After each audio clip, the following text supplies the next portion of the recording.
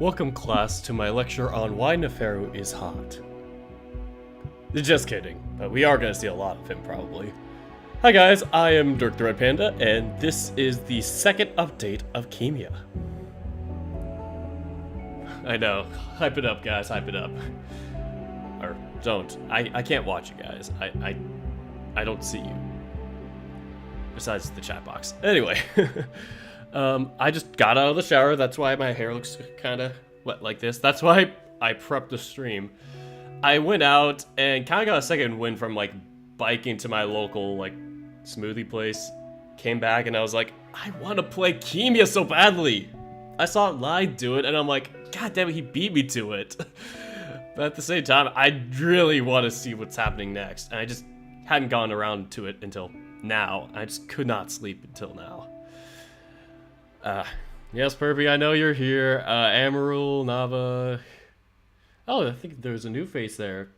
B9 Luigi Gamer. I haven't seen that name before. I think I've seen Mario before.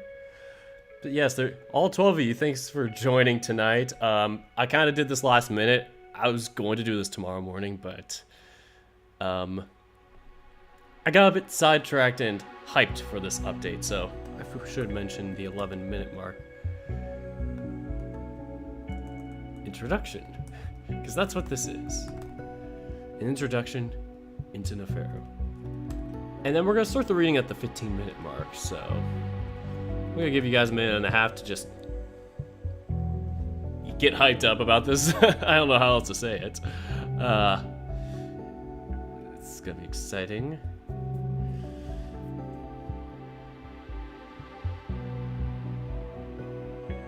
Let's see what else have I missed in the chat before I start.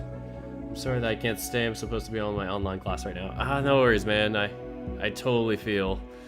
And that's why I was like not sure if I should do it tomorrow, because I know it's Monday, but in America we have a holiday. So, you know, I was going to do it earlier in the day because I wanted to get other stuff done later that day. So yeah, that's kind of my shtick for what's going on. Let me see what else is going on with my YouTube icons, streams, whatever. Oh, I forgot to mention, I added 3 emotes to my YouTube, like, chat, I guess. Thanks to Koromaru, the guy who mods my Discord, and we talked on Twitch the other day. Yeah, now, because of him, there's a fear emote, a woke emote, and a pog emote. I know you guys are going to really use the pog one a lot. But yes. Sorry, I was just trying to get the window open on my YouTube window in case I want to respond to the chat. YouTube is still stupid on Streamlabs because I always have to like sign in. And then it doesn't let me. It's weird. Streamlabs is weird with the YouTube chat box. It's better with Twitch. Yes, 3 emotes, man. I'm going crazy. Oh shoot, the 15-minute mark has passed. That means the reading is going to start. About in a few seconds. I had to put my watch into the charger. It's almost dead. Okay, now we're gonna start in 5, 4, 3, 2, and 1. Oh boy, it's Vitor's. Gotta do the old man voice again. This one was the kind of like the Case Butler again. You know who I'm talking about. Some people hate him, some people don't know. Anyway. Behold, your first view of Khemia tech. Let it inspire you, Scipio. I don't even know how you youngsters pronounce names. It is what Adastra can be. And that's the end of the story. I'm kidding. Alright, now we're going back to Scipio. At first, I didn't understand the significance of the ship. Vitor's excitement did seem a bit overblown, even for him. It descended into a quiet, controlled manner, as the sun made the metal gleam. I did not think that it was all that different from Adastran ships.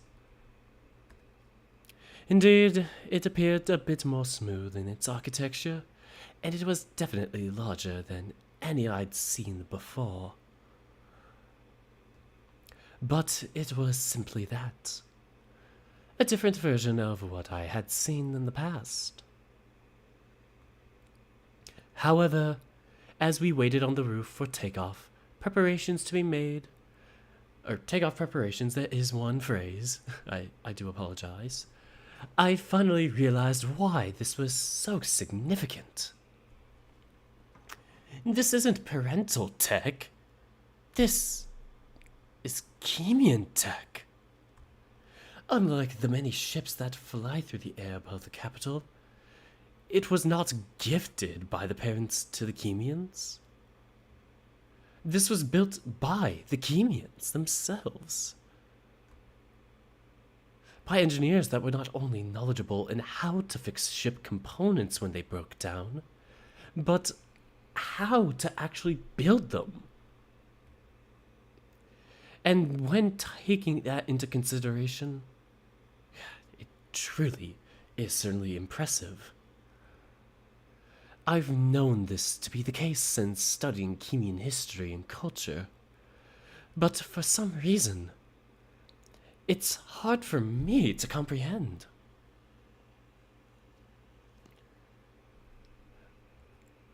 It even frightens me a bit as I climb aboard the sibling-built craft, even though it appears to be more comfortable and even more stable than machinery built by the parents. This sense of awe and reverence comes to a sudden end, however, as we board and walk through the corridor. That's when I happen to peer out the window. I'm looking out over the lake, a rather pleasant view, before suddenly the view zooms backwards. It happens so fast that I go from seeing the Imperial Gardens to seeing what I realize is the entirety of the moon, all over the course of just a few seconds.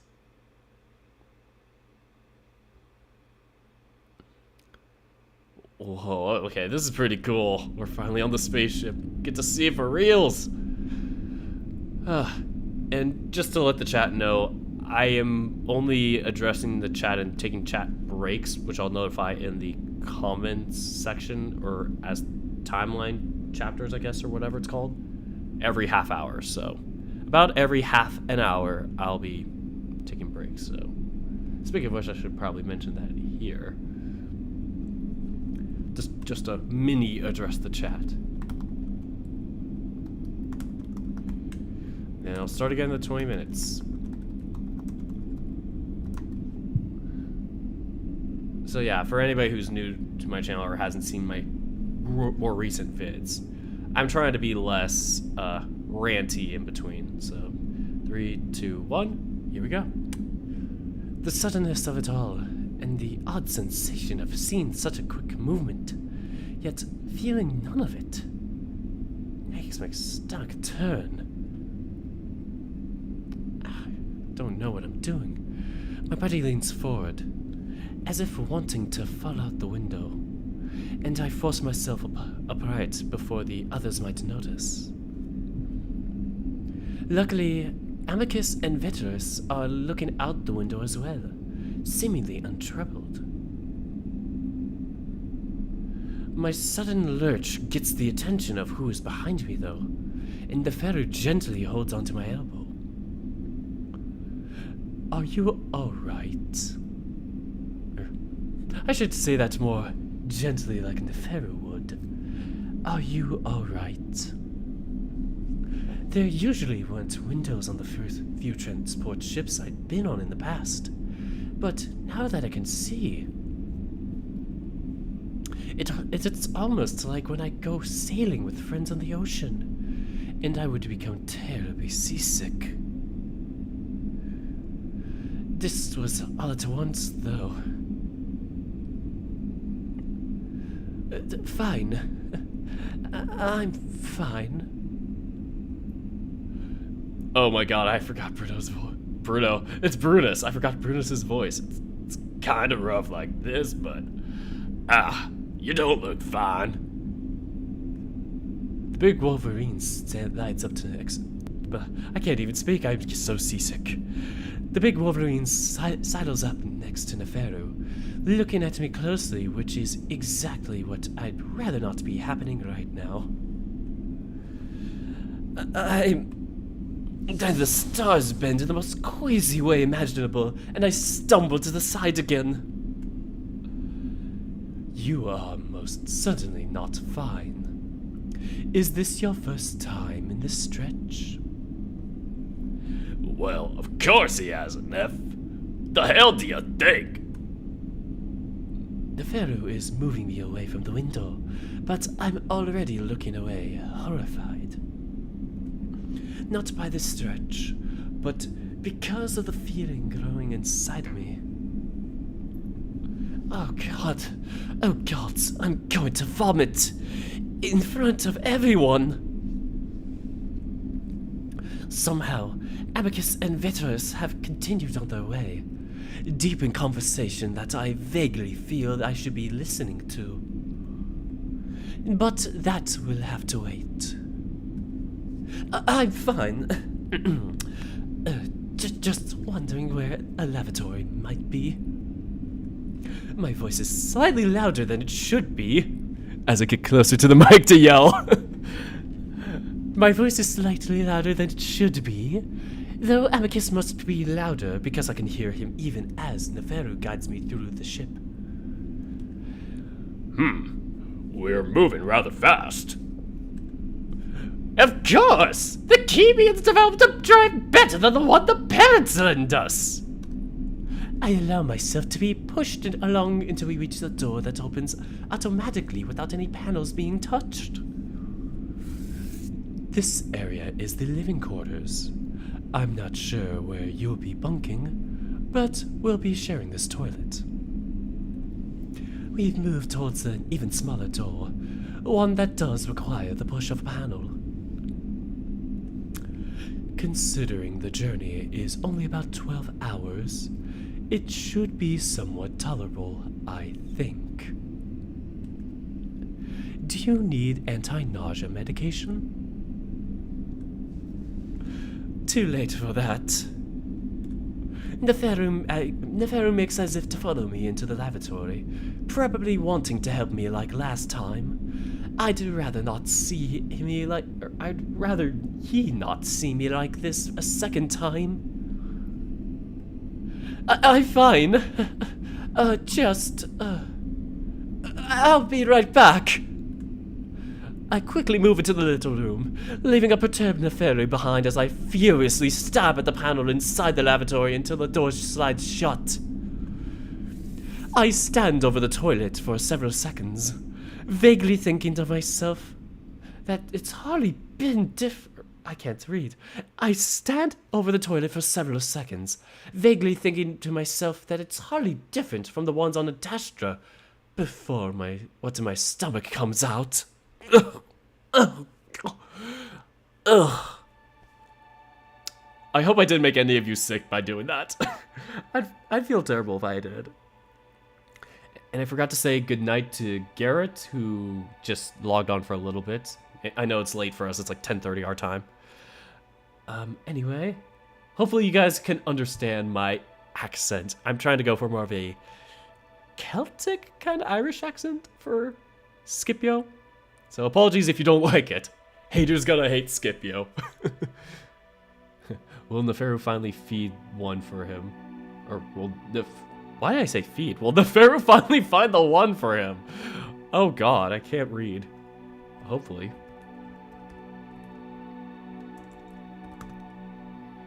I'm just going to address the chat for a second and start at 27 minutes. Sorry, I just like doing this to keep my flow faster. Normally I do a lot bigger gaps. This was just a scene change, so I'll try and make the scene changes less frequent, so I won't like interrupt too much. Anyway, but yeah, oh god, everybody's gonna ship Neferu with Scipio, and I'm totally behind that. I totally vibe with that ship. Surprisingly, even more than Amicus and Marco. Don't tell them! Oh, man. But, yes. It's like being seasick. Indeed, it is. Ugh.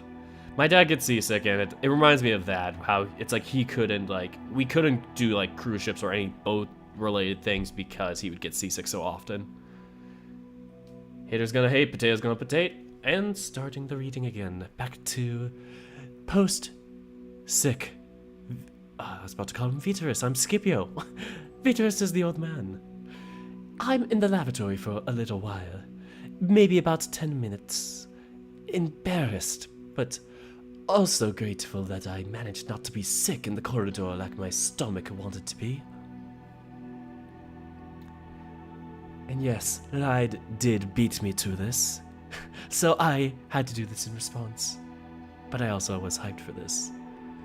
Anyway, no more addressing the chat until the break. I'm running my paws under the faucet, cleaning myself up before the stream of water suddenly stops, and an unfamiliar voice rings in my head, making me yelp out loud. Apologies. Apologies. Paw washing water limit has been reached. I stand there, staring at my own reflection in the mirror, deciding that what I'd heard came within my head. But how? I feel myself start to panic before I slightly realize that like previous tech I'd interacted with, it must be from my lingua. Oh god. Oh gods. It's even messing with what I'm thinking. I feel myself start to panic just slightly before I realize that my previous tech I'd interacted with, it must be from my lingua. So I respond. Yes? Who is this? I get an immediate response in return. I am the state-sponsored AI of Khemia. Oh, I like this voice for the AI. Oh boy, I'm vibing with this. Oof, here we go. What was it again? Yeah, Oh. Yes, I know of you. I've studied. I trail off, reminding myself that this is an AI, and it does not care that I've studied, or anything at all. It's like talking to Siri for those earthlings. You have studied me? The AI asks after a polite pause. Oh god, it's becoming sentient. This is the real Detroit Became Human. This is very odd. Of course it's odd that it's speaking directly into my lingua. Calm was not able to do that. I don't think. But something else is even more strange that this AI I'm trying to put my finger on. Yes, I did not expect you to speak through my lingua. It was a bit startling. Apologies, Scipio. I was converted to lingua use only, or lingua only use, either way suits me, unless advised otherwise.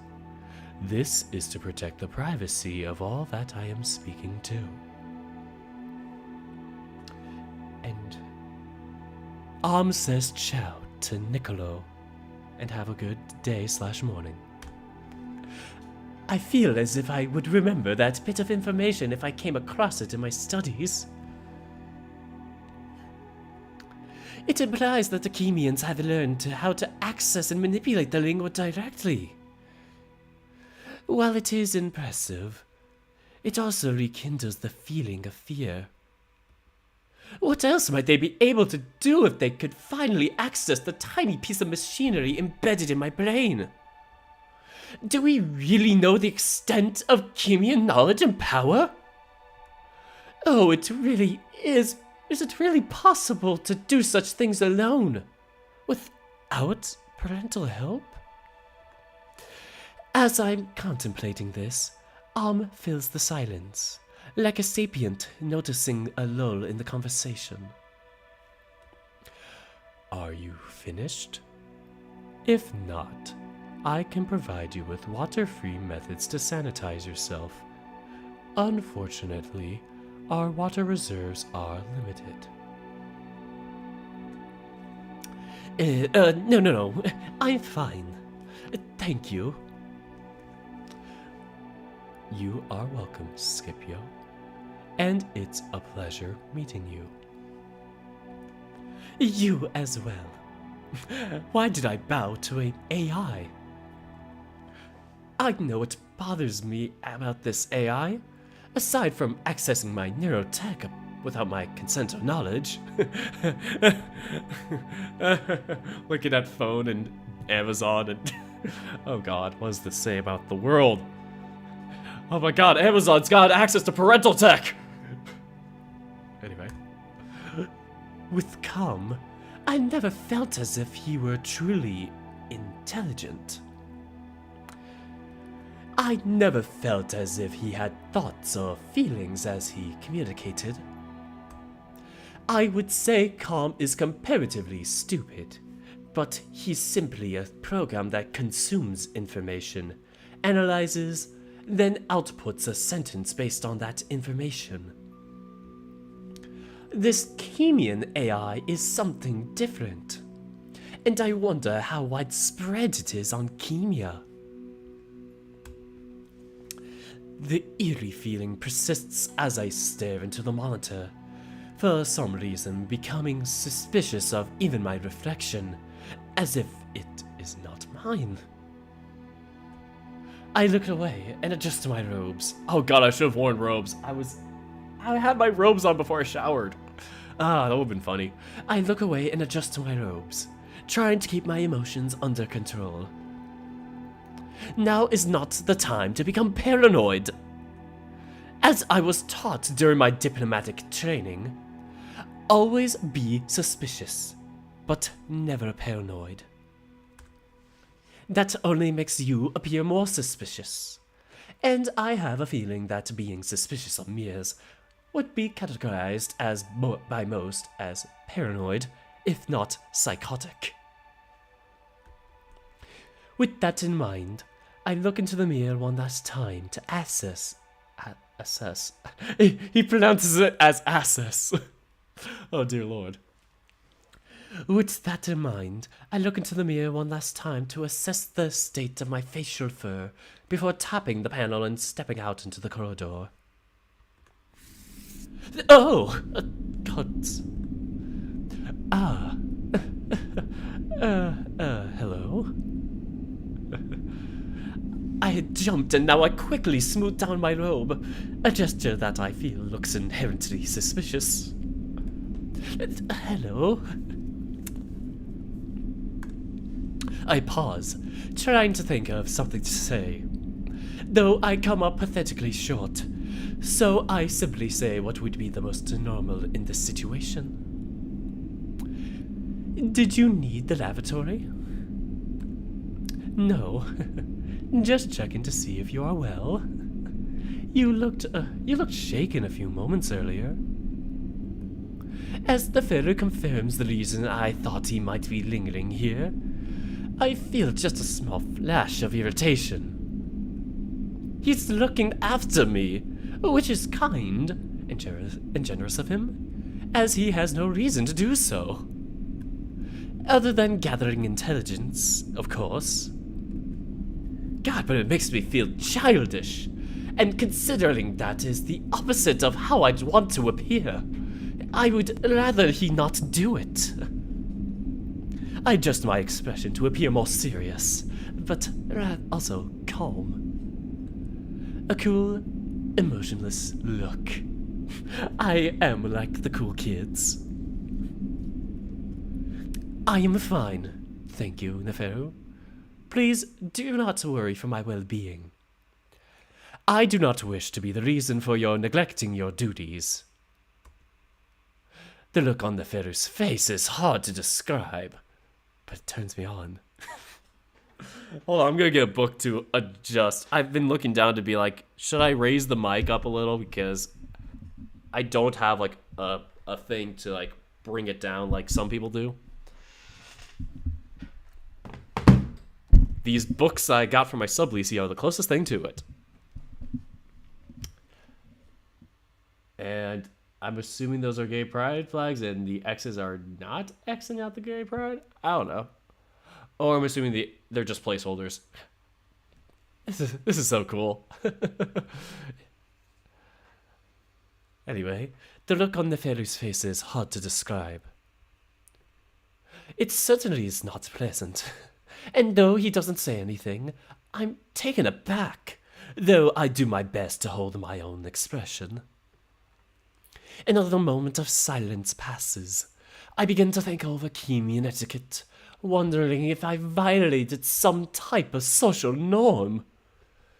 Of course, Neferu would be understanding of such things, but considering that we are not in Adastra anymore, perhaps he is now less forgiving. Just as I begin to open my mouth to ask what the issue is, Neferu finally speaks.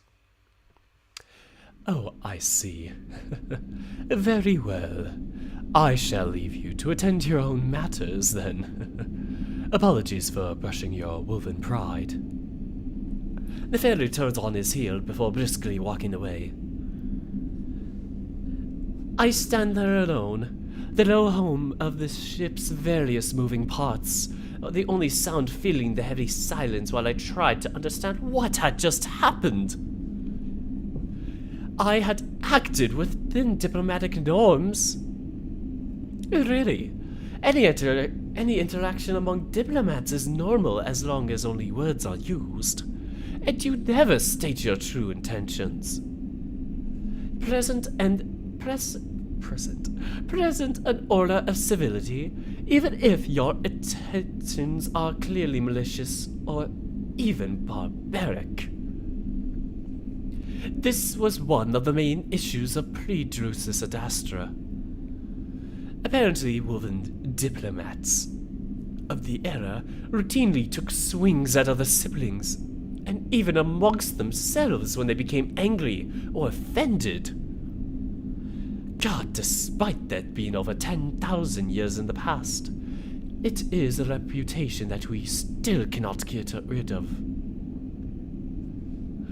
I suppose it is not helpful that our experimental attempts at a republic have resulted in brawls within the Senate in just the past year. I don't doubt that this was shown gleefully across the news channels of the other siblings. While I might admit that woven hubris has been our downfall throughout history, I still do not take kindly to being looked down upon, like I'd have some type of savage. Like I'm some type of savage, pardon me. While I might admit that woven hubris has been our downfall throughout history, I still do not take kindly to being looked down upon, like I'm some kind of savage.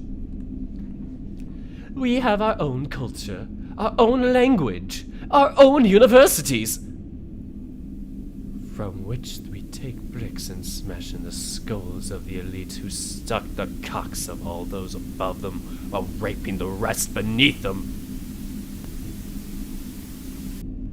And I feel that despite my admiration for Khemia as a whole, they have their own issues with hubris. Neferu is a clear example of that. Woven pride.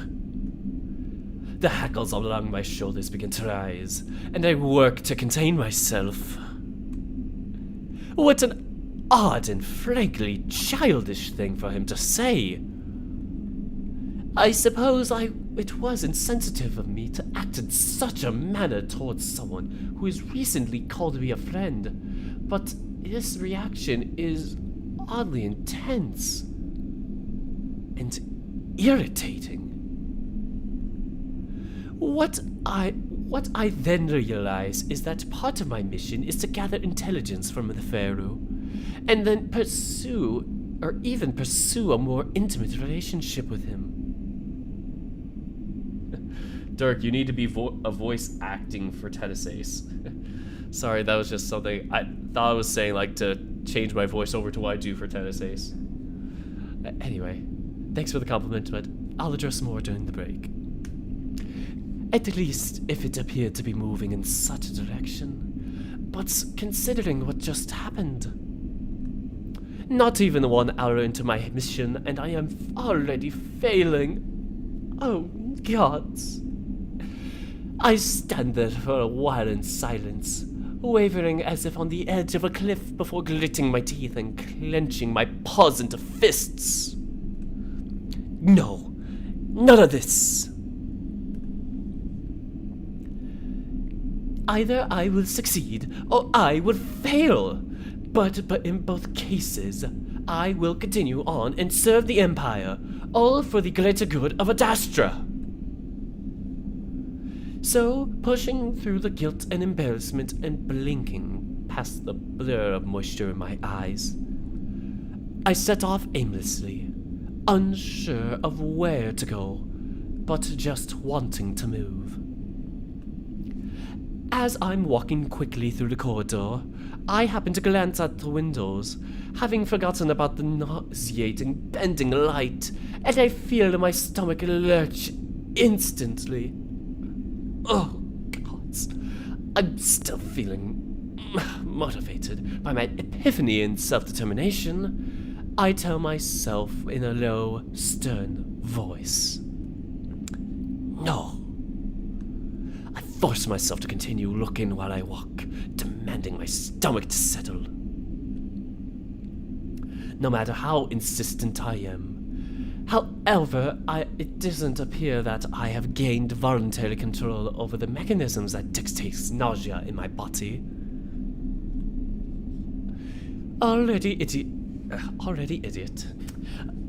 irritated by my early feelings, I force myself to continue staring, feeling as if I'm punishing myself for being unable to handle the view. Scipio is a bit under the weather right now. Don't remind him, you might make him even more queasy.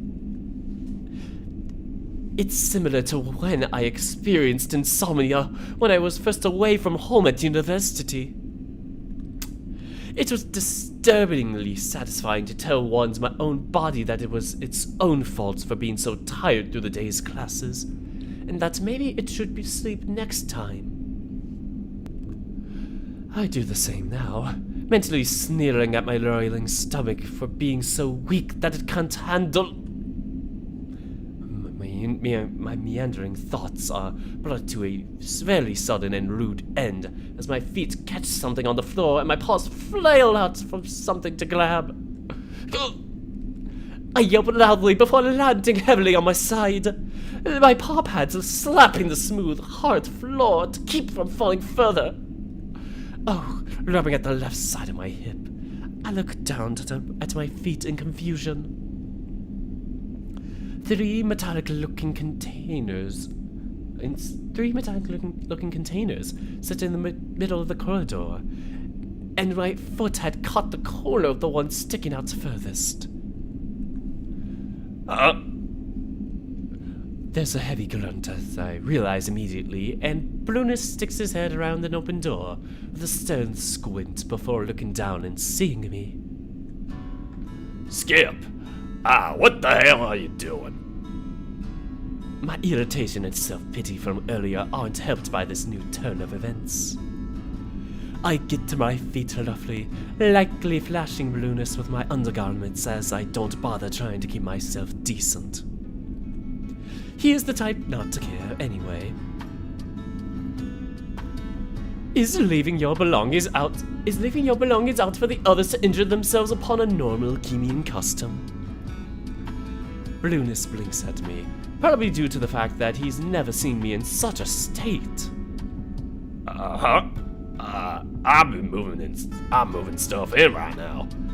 Is it a wolf thing to not look where you look? Is it a wolf thing to not look where you're going? I'm simply curious as to whether or not I will need to be more careful if I want to return to Adastra in one piece. What in the hell crawled up your ass, Skip? I sigh and massage the bridge of my snout with both paws, feeling my stomach lurch again, exacerbated by my falling. I don't know, Brunus. Can I get an was it? What's an antiemetic? Can I get an antiemetic, please? Can you also tell me what antiemetic means? I've never seen that word before. Oh, I guess it's like anti-nausea, in a sense. Didn't know that. I guess that's a different way of saying it. I wonder if it's a synonym for anti-nausea. I wonder what the difference is. Whatever. Anyway. Thanks for that, No problem, Scipio. I don't know, Brunus. Could I get an antiemetic, please? Certainly. A drone has been dispatched to your location. Speaking of which, I just had to deal with Neferu biting my head off for being too fat. Get a load of that. It's a muscle gut, for crying out loud. I turn my attention back to Brunus. Speaking of which, comma, question mark, or apostrophe, question mark?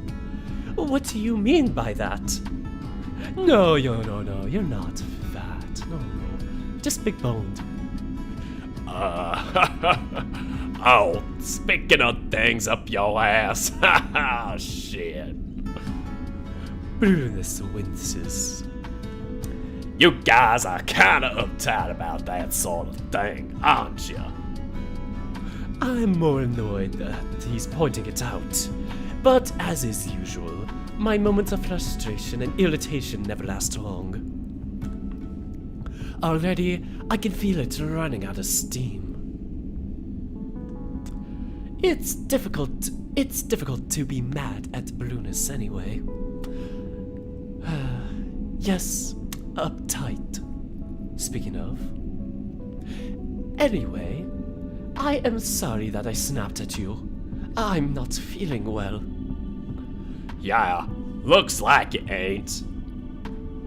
Brunus watches as I'm suddenly distracted by a smooth, glassy black dome that levitates towards me, then extends a tiny white wafer.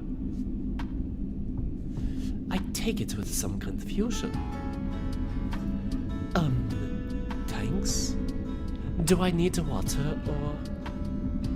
Oh, goes under the tongue. I try not to visibly blanch at the idea of letting vile medication sit on my mouth for several minutes. Oh, alright. Anyway, what were you saying about Neferu being upset? I doubt he would purposefully criticize your size. I carefully drop the square wafer under my tongue, hardly feeling it land before I close my mouth and it dissolves instantly. Brunus shrugs. I don't know, honestly. I was in the hall bringing stuff in and he told me to move and not to take up the entire space. Or something. He scurried off before I could probably yell back at him. You two fighting or something? Brunus looks at me, waiting for a response. I point at my mouth to remind him of the medication while being simultaneously glad to have an excuse not to respond. Oh, you could swallow. It's made with some weird nanotech stuff that makes you absorb it in like a few seconds. Though Brunus doesn't sound very sure, he's surely right. While the route of administration might be different from anti-nausea medication I've had on Adastra, the side effects definitely are not. I can see colors! I can hear colors, Brunus! I can hear them! I feel a familiar fatigue setting behind my eyes. One that I associated with the boating due to that being the only occasion I took the drug. While I'd rather be more alert, I noticed the nausea instantly gone, and I'm glad for this Khemia nanotech. And though I expect the taste to be bitter and acrid, or acid, because it might be acidic, acid. Never heard that word before, acid. It is instead slightly sweet and almost non-existent. Fascinating. I say it to myself, though Blueness responds with a face of disgust. I'd rather feel sick than take that shit. Makes me wanna sleep all day. Pap takes care of motion sickness and all my other problems too. The Wolverine looks down at the large crates. Nothing like a good ganja sauce. By the way, you're rooming with me. I already pushed your stuff in. Oh, I take a look around Blueness to peer inside at a small room with 2 beds on either side. One of which already has 2 identical metal crates next to it. Oh, thank you, Blueness. It only makes me feel more guilty, knowing that he had hauled my belongings in first. Sure. Don't know why they dropped all our shit here instead of in the actual room, though. Yo, It's silent for a moment, probably because of his accent. Scipio, that is very specious of you to say. It's silent for a moment, and I wonder if Blueness failed to summon the AI. But then I remember how it works. Get me some pap. They destroyed my stash on Adastra. Goddamn Adastra and the stupid anti-smoking laws. They didn't legalize weed on there. Blueness gives me a knowing look. Probably destroyed by that asshole magistrate. I'll bet he's high off his ass right now. For the sake of Ahotep. Ha ha ha ha! I'm confused by the sudden change in tone. Then I realize he's responding to something said. Ha! Good one, Dead silence. This is awkward. I suppose there are downsides to having an AI that only you can hear. You want me to list everything? Headache, backache, stomachache, heartache. Yeah, great. Thanks. Blueness turns his attention back to me, and I look down at one of the crates. Normally, it would be levitating slightly off the ground through the use of magnets, though I suppose the floor is not compatible. Here, I will push these ones inside. It sounds like you are in a great deal of pain. Blueness shrugs. I'll live. You gotta just give Am enough reasons to justify dealing it out. I don't mind you helping, though. I grunt as I slide one of the cases across the floor, wishing that it at least had wheels. Oh, poor weak old Scipio. Scipio's just like trying to push it. It's just scrawny little Scipio can only move it a few inches. Oh, poor Scipio. F in chat for Scipio. Isn't drug usage free and plentiful in Khemia? Blueness makes a snorting sound. That's what they tell you in wolf school. His knowing, condescending, his knowing, condescending, I can't read. His knowing, condescending tone makes me furrow my brows. Instead of allowing my emotions to take control like I did after talking to Neferu, I take a deep breath and let the defensive anger flow out with it. Snide remarks about wolves are something I will hear regularly, like they do with Americans. So this is a good opportunity to practice separating my emotions and my work. Well, not told, but shown footage of addicted Khemians in the streets of the capital. Typical they'd show you propaganda like that. Oh god, this feels so like... this is like... this isn't referencing America, nudge, nudge. Oh god, so many implications. I love it. This is one of the novels I can talk politics about like non-stop, because it is such a political novel. Typical they'd show you propaganda like that. Is it not true? Doesn't matter if it's true. What matters is what they're using it for. I decided to let the topic go at that point, feeling as if I'd successfully defended Adastra's reputation, at least for now. Brunus gives me a much louder grunt as he follows me into the room, pushing the last crate. Anyway, it does seem that you are in a lot of pain. I come to a stop at the foot of what I assume to be Brunus's. I can't read this in his accent. I come to a stop at the foot of what I assume is Brunus's bed, while the Wolverine follows shortly after. Huh? One sec. He stops to catch his breath. Oh. Whoa. If the aches are bad, I just get a script from the palace doctor. Which the prescription is? More pap. Of course. My slightly strained breathing is dwarfed by the huffing and panting of the Wolverine as he leans in heavily against the crate.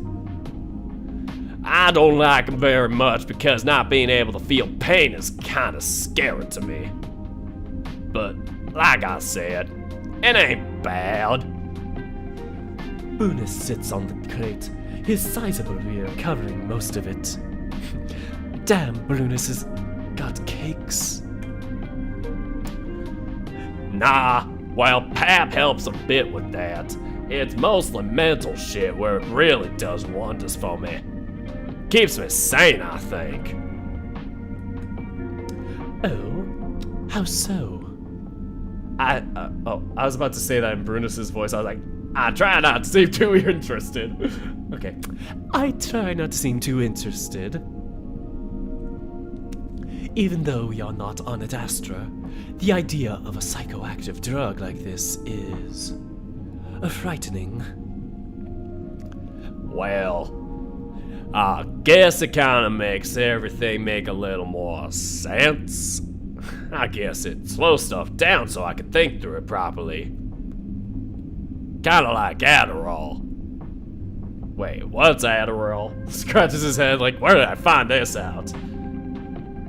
Turns out Om's just feeding him like random Earth terms to compare it to. Damn bio, he thick. Indeed. Anyway. That sounds rather nice. And what I like most about it is that it makes my emotions feel more meaningful, I guess. I don't know. I never had to explain it before. It just feels good. I raise a brow. Doesn't that get in the way of your work? I know he smokes the pipe almost constantly, so while I can comprehend using it for leisure, or should I say it as leisure, like they'd say in like European accent, so while I can comprehend using it for leisure, but important work on behalf of the parents? Well, that's the thing. I feel things better. It's easier to empathize, and that's most important for diplomacy. I think wanting to inquire more about its emotions and diplomacy, but I'm unsure if I should be discussing such matters with Brutus, or such matters with Brunus. Oh my god. I don't want to... Okay. If you don't want to hear smoke room spoilers, cover your ears until 1 minute or 1 hour and 2 minutes on the dot. So for the next 20 seconds, I'm going to spoil Adastra and make... Adastra, I'm going to spoil a smoke room reference. Here we go. Watch this turn into like the smoke room where somehow they have a smoking scene where they end up just sitting there and having like a chill smoke sesh, just like they did with Murdoch and Ralph. And spoilers over. Good. Yes, hashtag legalize Pat on Adastra. Indeed. I think wanting to inquire more about emotions and diplomacy, but I'm also unsure if I should be discussing such matters with Brunus. I'm spared the decision as a soundless drone floats into the cabin, this time extending a small black capsule, about the size of my thumb.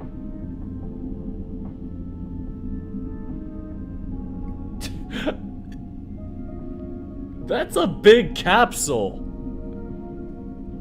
Is this like Mr. Krabs SpongeBob stuff where he tries to like shove it down and it's like he can't swallow it because it's just too big for his own body? Oh no. Anyway. Brunus eyes this dispassionately before plucking the capsule rather aggressively from the drone.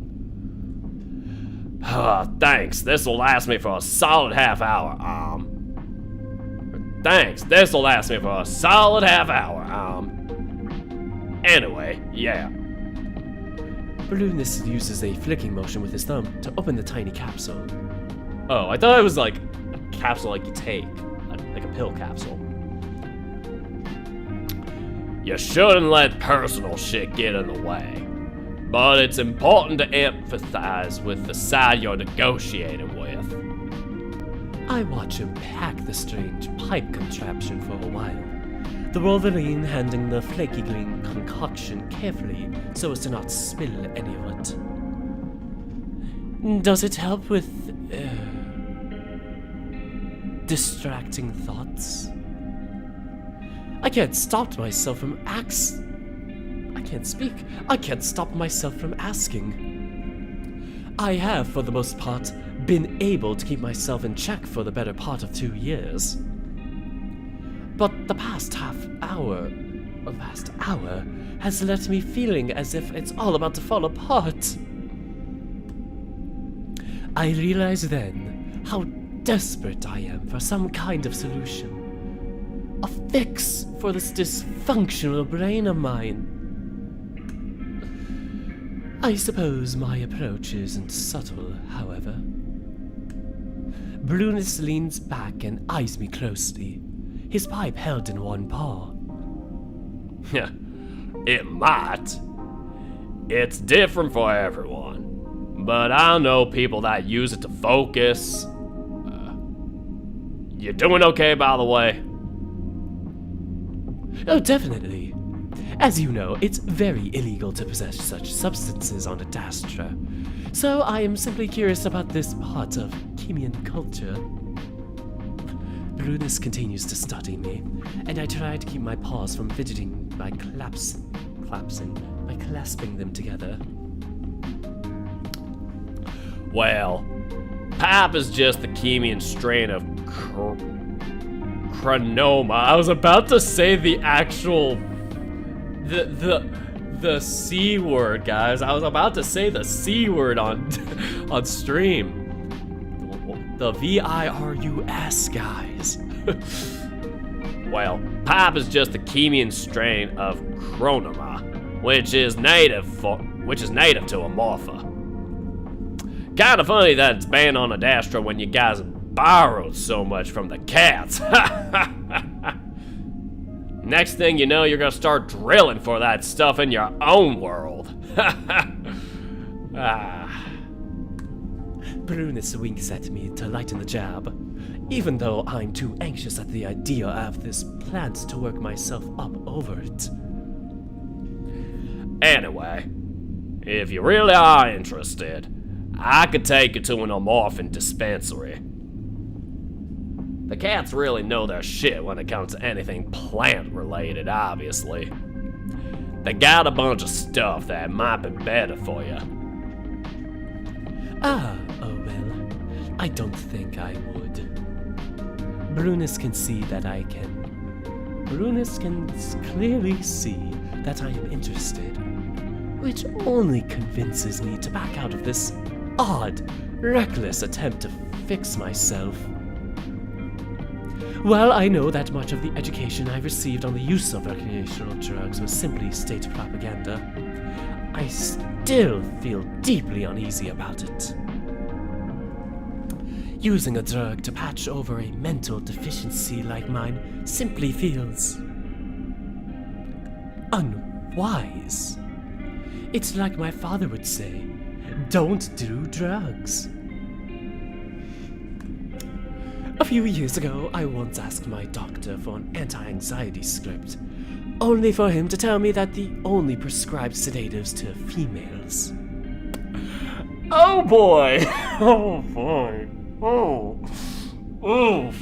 Oh man, that's a yikes for me. Oh boy. That sounds very 1950s or like, that sounds very early 20th century-esque. Oh boy. Even now, my cheeks burn at the memory. Just as I'm about to head over to the side of the room. However, Brunus sticks his pipe out towards me. Oh, he's gonna give him a, what was it called? It's not a swig, it's a...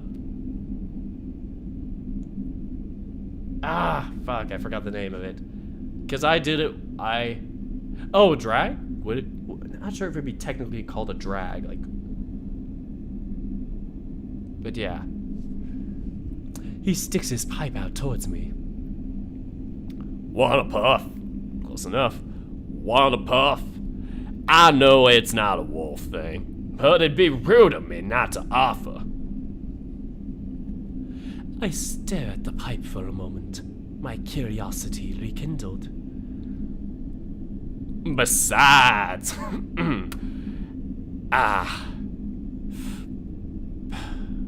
might help you with your issues. If you got any, of course. Not saying you do. I stand unmoving for another moment, knowing that the longer I do so, the more obvious my public apprehension will become.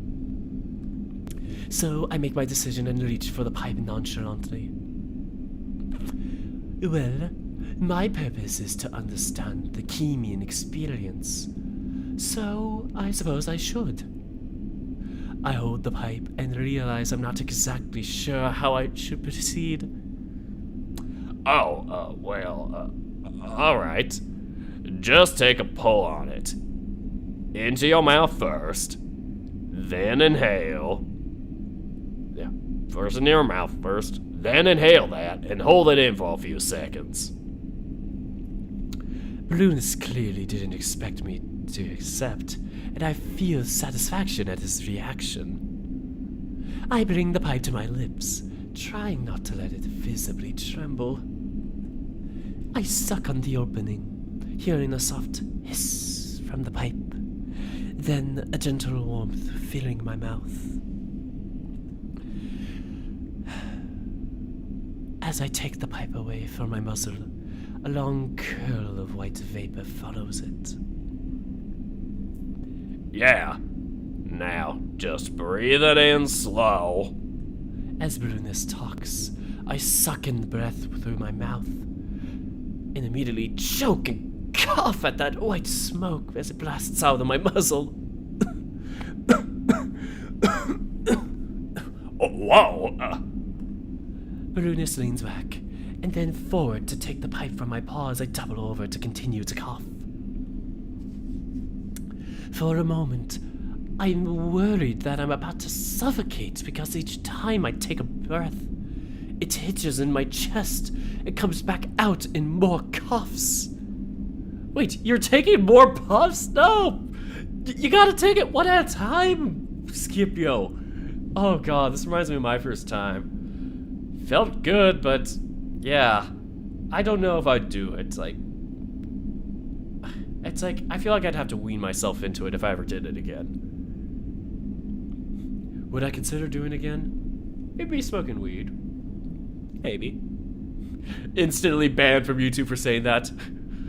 Anyway. Puff, draw, drag. What's the difference?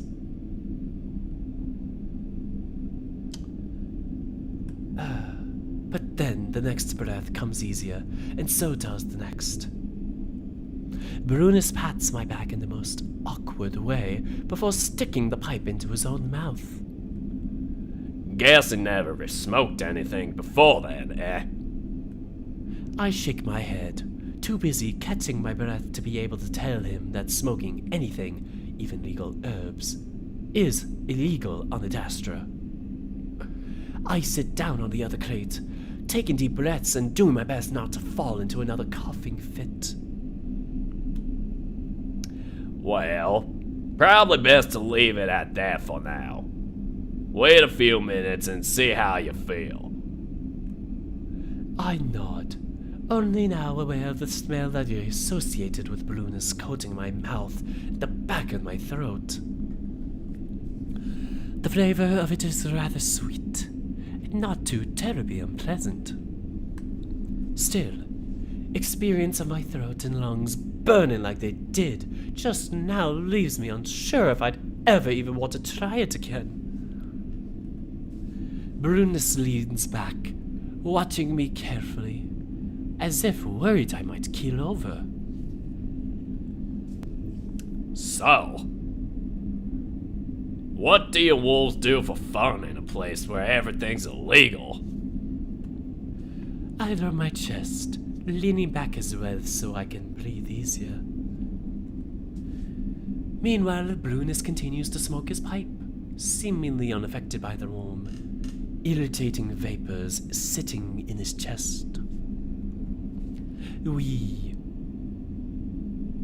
have alcohol. Excuse me, I'll be right back. Oh no. I'll wait until the scene break to do that. We could have a little Adastran fun together, if you know what I mean. Saying this reminds me that after leaning for my doctor, saying this reminds me after learning from my doctor that sedatives were a woman's medication, that I should instead go to buy some cheap drink in the market. It certainly felt more manly, boldly drinking an entire tankard of toxic-tasting ale, while my friends cheered around me.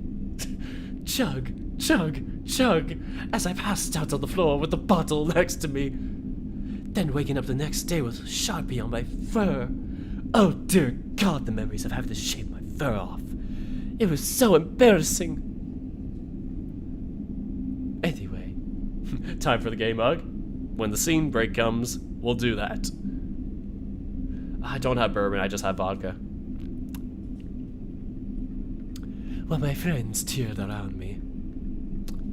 It did help, at least until I began blacking out from drinking too much, and that frightened me away from it.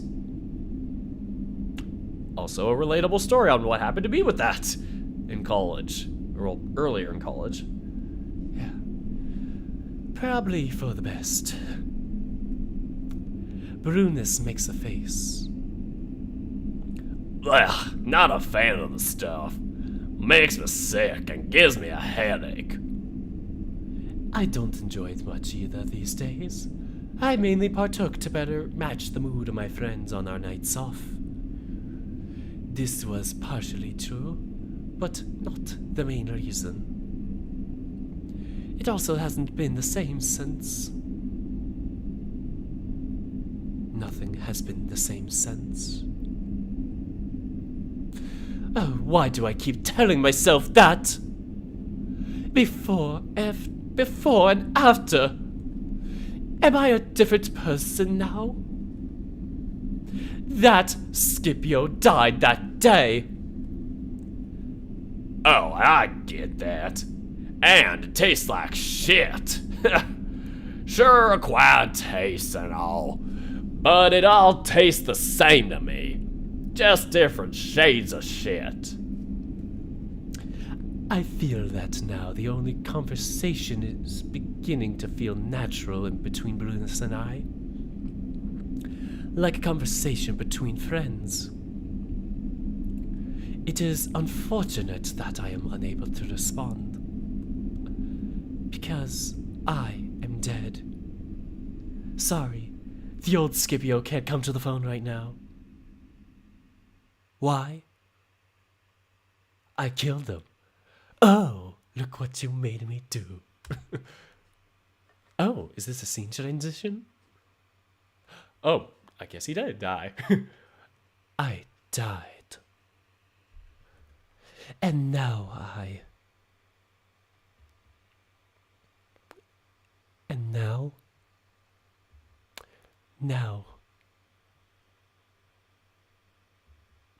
What is now? I feel an odd tingling throughout my body, along with a tickling sensation in my thighs and groin. Oh, the sensation is familiar to the one I felt when I was almost murdered. Suddenly, my heart begins to pound. Then, I look back up to see Bruna staring back at me. I don't know why he's here, and suddenly, very little makes sense. I don't know what's happening, but I am able to sense that something is very strange at the moment. No, something is very wrong at the moment. I decided to smoke weed on a ship. At the moment. Or is it forever?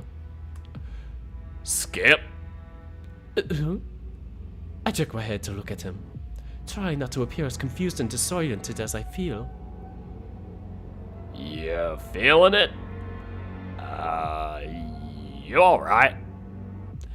I watch the pipe bob up and down as he talks. I remember that in another time, or another dimension, I was on a ship in the warp drive, headed for Khemia. I had just taken a small, but intensely hot and harsh mouthful of vaporized pap to my lungs. It was only for a moment, no more than a second before I coughed it back out. I grip onto the cool metal edge of the crate, trying to ground myself, to hold onto something so I don't drift into nothing. Oh, the gods, I tried to remind myself of what is happening. This is Papawe. How strange that my cognitive state is so warped, yet I can still think in such a painfully clear way. This is nothing like alcohol. Oh boy, I remember when I took my first drag.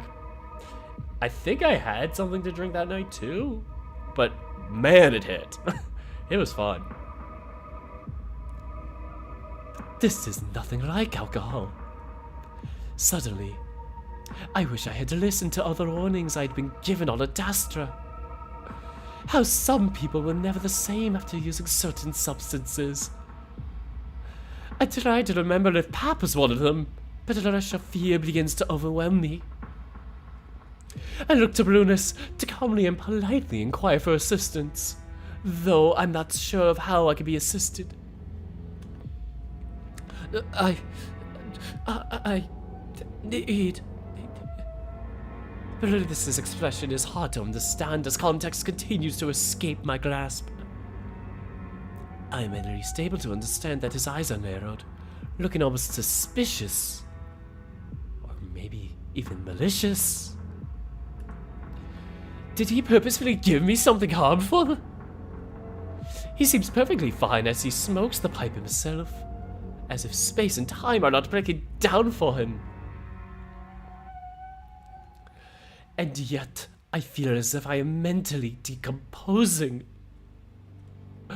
My freaking nightmares of dissipating into the my freaking nightmares of dissolving into the amalgamation have suddenly become fully realized.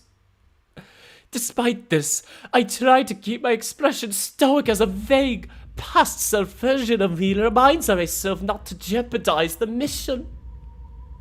Oh, or is this the future, where I have already disappeared into the timeless, spaceless orgy of a hellish agony? What do you need? Brunus's voice is oddly deep and resonant, and and I sheeped backwards, unable to remember what I needed. He reaches out to me, and I grab a paw like it's a small flotation device in a vast sea. Don't bother trying to swim, little wolf. Your parents have left you to drown forever. A voice I've only heard in my dreams whispers directly into my ear. It's a real voice, not one that comes from my head or my imagination. It's the rustling of dead leaves rattling out of the throat of something ancient and evil. I open the ledge backward and suddenly feel the sensation of falling. I must have died. That is the only explanation for this. I am dead, and this is forever. The parents must be evil, if this is what they had planned. Shit! Brutus's big, hearty voice cries out, and I am at least comforted, actually. Brutus's big, hearty voice cries out, and I'm at least comforted by the fact that he is here with me. His exclamation is paired with a jolt of pain that shoots from my head down to my neck. Oh no, not this scene! No! I lay on the forest path, having fallen from the branches above. Should I take a break here? I'm probably gonna take a quick break here, guys.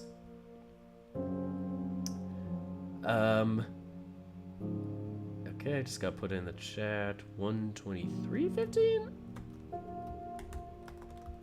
So yeah, I'm gonna address the chat, get myself a little something to swig. But yeah, this is trippy, man. I didn't trip that hard when I did it. Oh no, I'm out of water. Gonna have to go refill that quickly with my juicy juice. Okay, be back in a sec. And then once I'm back, I'll answer questions and whatnot.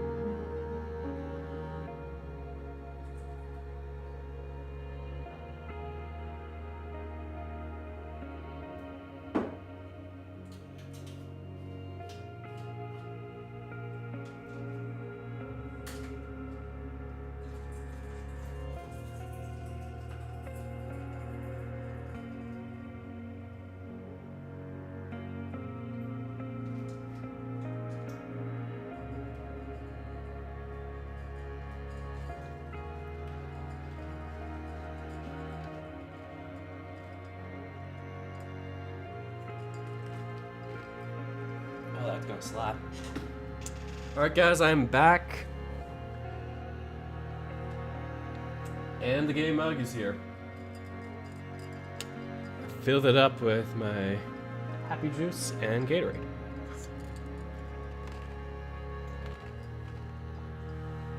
Sorry, I chew my eyes. It'll probably melt soon, so I won't do that much. But yeah, let me see what the chat has mentioned. somebody said like Tennis Ace has been updated, so I'll probably check that out. But oh my goodness, I need to catch up on all these games. Oh god, I'm gonna be so overwhelmed. That's my biggest issue of like trying to work on my VN at the same time and school. Okay. Somebody else left.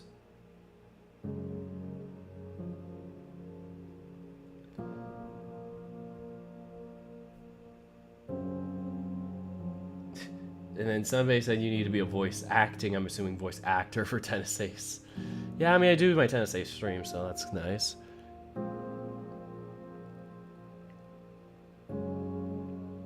Yeah, Skip is a first timer. Yeah, memories. And then hashtag legalize pap on Adastra.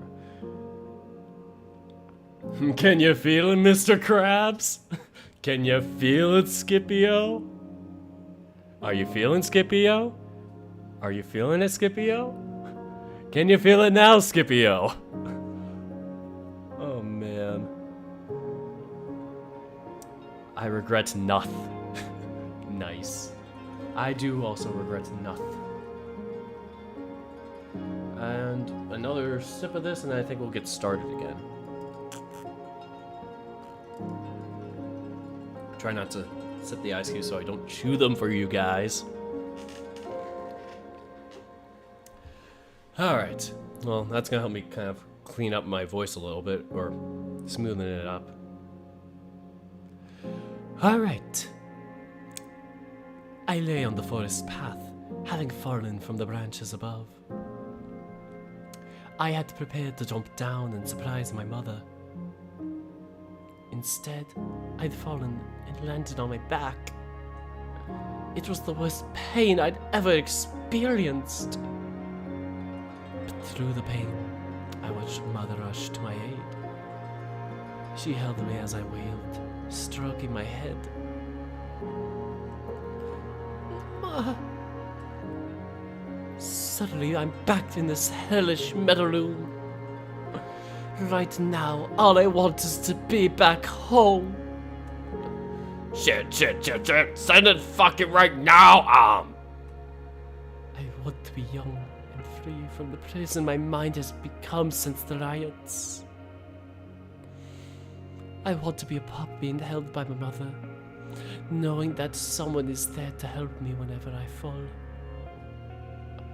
And now I'm trapped, completely out of my element. And there's no one to help me. I just curl up and sob, submitting myself to whatever this is, whatever existence has become. I don't fight the feeling of rough paws around me, picking me up and sitting me down on something soft. I look and see that I'm sitting on the bed with a big Wolverine in front of me. Hey, don't worry, kid. This'll help. But lift up your tongue for me so I don't have to. Please. Simply tired at this point, I do as I'm told, feeling something light and dry being set under my tongue. Okay, now you can close it and, just let it sit there. Once again, I do as I'm told. The initial rush of disorientation has faded, and I feel that I'm attached back to reality, albeit with a delicate thread. The tightness in my chest eases, and the feelings of grief and dread lessen. My breathing evens out as a warm glow replaces the emptiness in my chest. Oh, I forgot to mention when we're starting, so apologies for that. If somebody can throw down a time in the chat for about when I started, that would be nice. But I'm continuing. My breathing evens out as a warm glow replaces the emptiness in my chest. Alright. You're good now, right? I listen to that deep, hypnotic voice, writhing the smooth, melodic tones that I'd never noticed before. His expression is so full of guilt and worry that I feel as if I should be the one helping him. My thoughts are still scattered every direction, though, so I find it difficult to respond. Come on, Skip. You're scaring the shit out of me right now. Something heavy pats my cheek, then shakes my shoulder. I'm gonna get Neferu so he can help me out. Or help you out, okay? But I need you to leave for just a bit to find him, alright?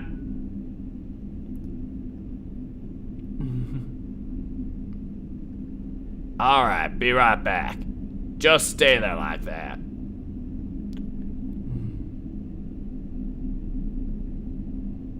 I simply watch as the Wolverine backs away from me, his paws outstretched as if holding my figure together with his paws. I simply watch as the Wolverine backs away from me, his paws outstretched as if holding my figure together with his paws. Okay, thanks Tiger's Tail for the time stamp. So that's about 6 minutes ago, so that's gonna be around 1:27.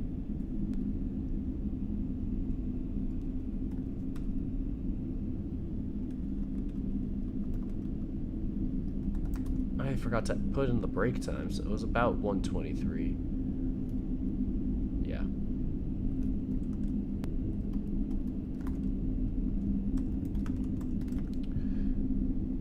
Okay. And we continue on. Like I'm a delicate vase about to tip over. Again, his demeanor makes me feel as if he is the one that should be taken care of. But the sedative leaves me content with simply watching. Then, I see him run for possibly the first time ever before he disappears out of the doorway, the heavy thuds of the footsteps fading away into the distance. With the blueness gone, I focus on the sounds around me, appreciating their complexities, likely resulting from even more complex Khemia machinery. I know that what happened was horrible, even traumatic event. But right now, I don't want to think of it. For the first time in a long while, I feel calm and clear-headed, even under the effects of pap. I know it's artificial, but it's such a relief that I only want to relish it. I even smirk a little bit at the situation I'm in right now, at the ridiculousness of it all. I need to talk to someone. I need to talk to Neferu. First, I would like to ask why the hell he became so angry with me. A childish part of me would even like to blame him for the state I found myself in. As I wait for Neferu, whose presence I long for, even if I'd rather not see him, or even if I'd rather him not see me like this, a new sound joins the cacophony of ship noises. Well, maybe not a noise from the ship.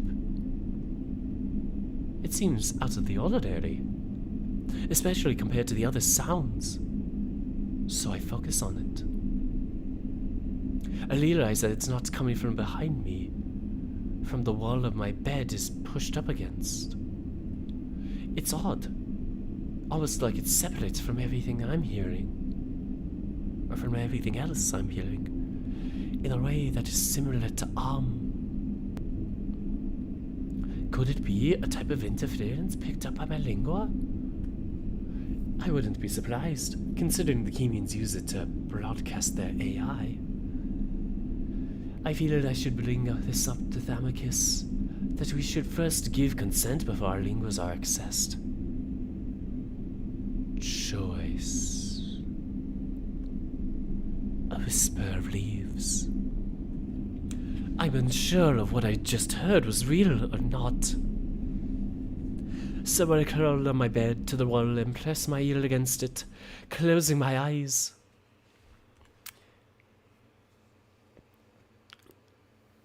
The parents throw all to the sea without choice. What? I whisper back, fascinated and slightly apprehensive. Does Pap make me hear voices? I hope so, because the alternative is frightening. And now you tread water. And now that you tread water, putting off the inevitable. I grip the wall tightly, feeling a prick of fear through the warmth of sedation. How long do you think it will last? Suddenly, imagery comes to my mind in a way that is most unnatural. I see myself in profile, pressing against the wall while beyond. I see the shape of something dark and emaciated. It mirrors any position.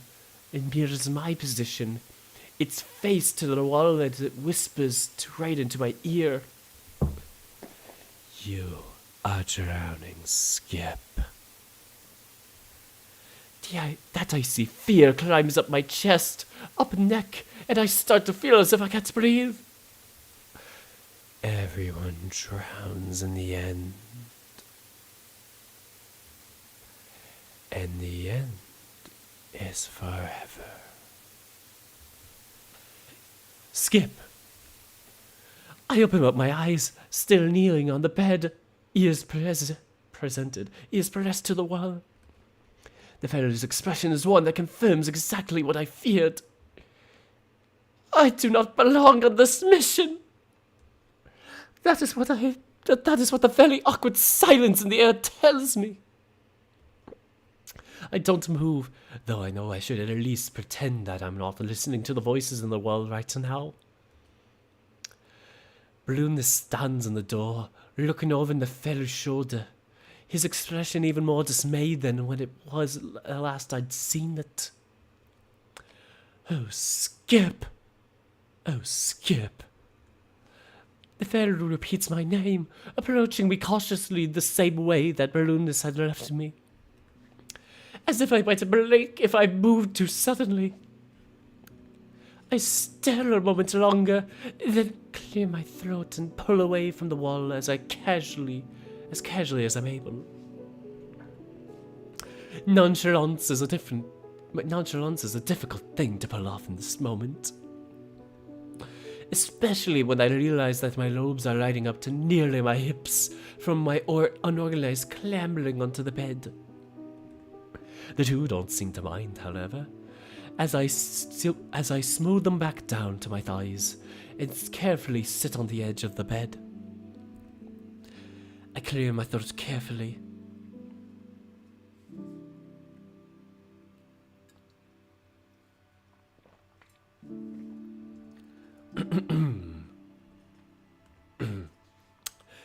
Yes? Still, my voice is cracked and broken like I've just entered adolescence, and I swallow back some embarrassment. Are you alright? Oh god, I gotta get Neferu's voice back. I feel like Neferu's voice has been off throughout this whole series. Oh, are you alright? I try to find enough saliva in my mouth to respond in a less broken way, but as I do, Neferu whirls on Brunus. I left him for nearly 10 minutes!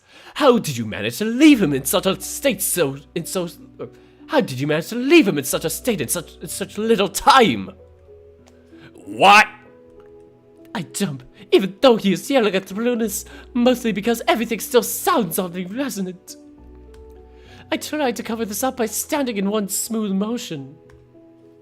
Unfortunately, my coordination seems rather miserable right now, and I stumble forward slightly. At this moment, Neferu catches me, carefully pressing me back onto the bed. I am well, just slightly dizzy from the antiemetic that gave me. I'm rather pleased with how well I am putting words together, despite my disoriented mindset. Yes, I'm sure that is the only problem. Neferu glares at Brunus. Oh, come on. See, he's looking better by the minute. You're good now, ain't you, Skip? Yes, I am in a state that is good. Oh, were you hearing something in the ship? Are the sounds worrying you? Neferu gestures at the wall. Oh, yes. Neferu reminds me of what was just bothering me. Who was in the room next to us? I heard a voice. Wait a moment. No. I was definitely not supposed to say that. My mind is not working, especially the part that concerns memory. And though my sedative is powerful, I still feel anxiety prick at my surface. There ain't a room next to us. Brunus, what the hell did you give him? Whoa, just the pap. And I guess one of those chill pills to calm him down a bit. You guess? What did you give Skip? Use the room speakers, please. I feel the fur on the back of my neck bristle as the sound of Arm's smooth, sapient-like voice drifts down gently from the ceiling. Scipio, do you wish to reveal your medication history to Neferu and Brunus? I do sound kind of Scottish right now. I was going for Irish, and then I landed on Scottish. Probably because my brother kept doing Scottish accents a lot of the time when we were home. Oh, I got his Scottish accent.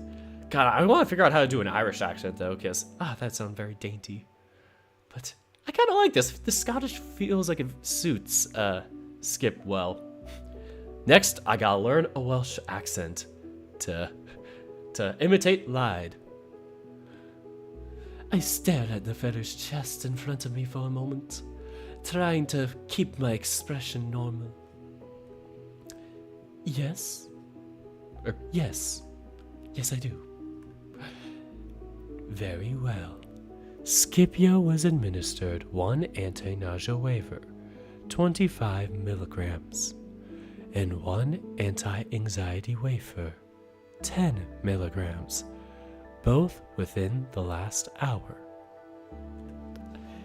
He also inhaled approximately 1.75 milligrams of the psychoactive compound ANLA via vaporized papaya.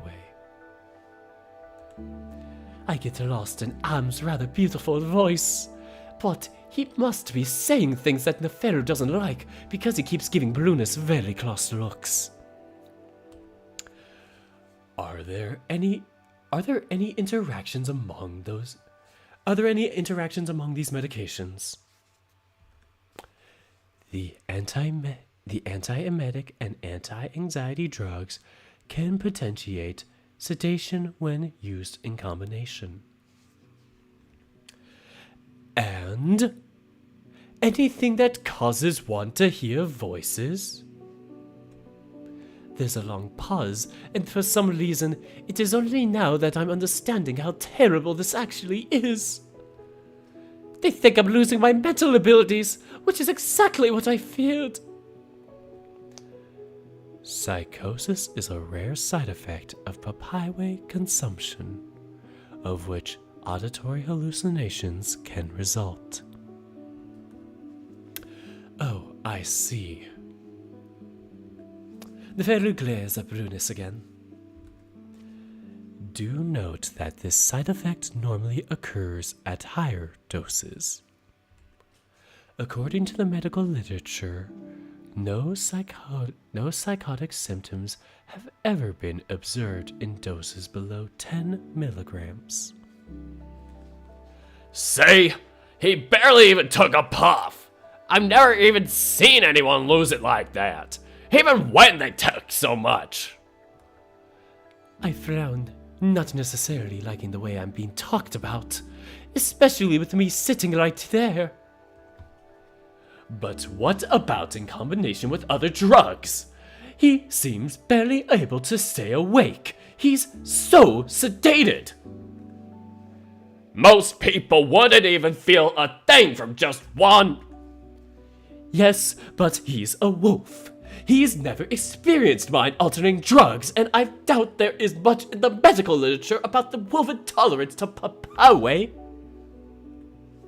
If that's all it takes to get him high, then why hasn't he ever freaked out after just sitting next to me? I mean, has he ever really sat near you? If you did not know, Pap smells terrible. He likely moved away the moment you got close. They go back and forth.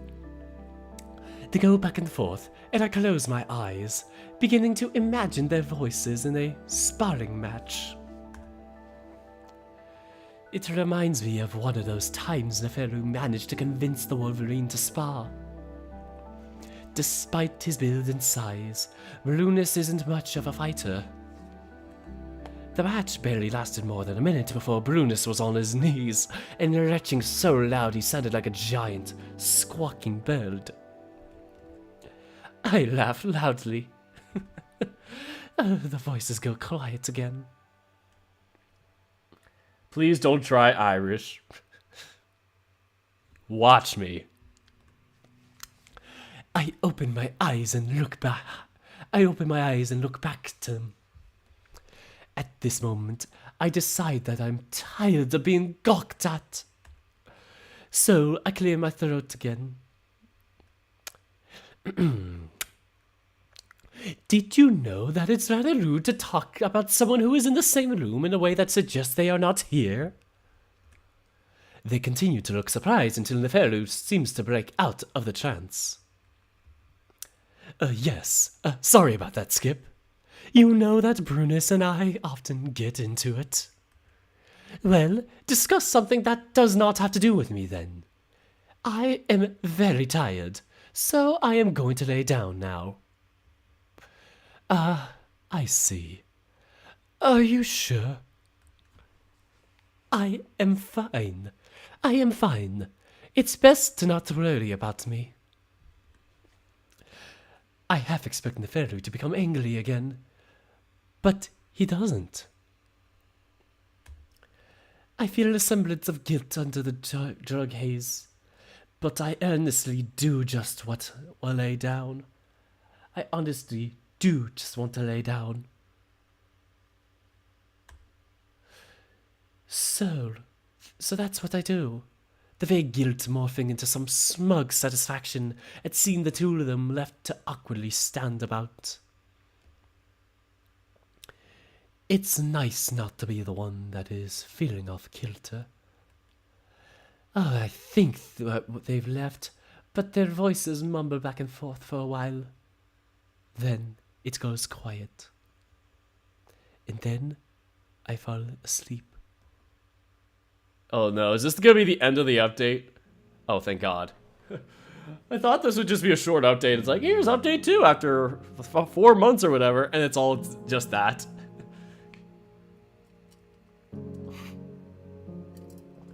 Off kilter. Oh, you. Oh, Corgi boy. I'm sorry I forgot to tell you and Husky Boy about the stream times. This was totally impromptu the way I planned it. I was going to do it on Monday, and then I posted on Twitter mentioning the different time. Sorry about that. I love and hate the pun at the same time.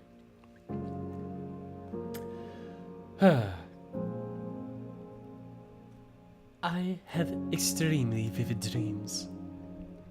First, of my childhood. I began attending an elite school when I was 13. I was very sad to leave my mother and my friends in the coastal town that I was born in. Hey, Scipio and I have something in common. We both live on the coast. Still, I was told it was necessary, that my mind was gifted and destined for greatness. In the end, I found out that while this was true for most of my classmates, it was clear that I had been admitted for other reasons. My first day, The instructor called on me to solve a problem using maths that I had never even heard of in my homeschooling. This was me when I transferred to like my public high school and I had such bad math in my private school. Oh god. Anyway, he framed the problem within a scenario that involved rich families and their young living on estates. The solution to the scenario was the amount of money required to bribe a local official who would then secure a spot on an elite school for one of those rich ups. Thus, making his point.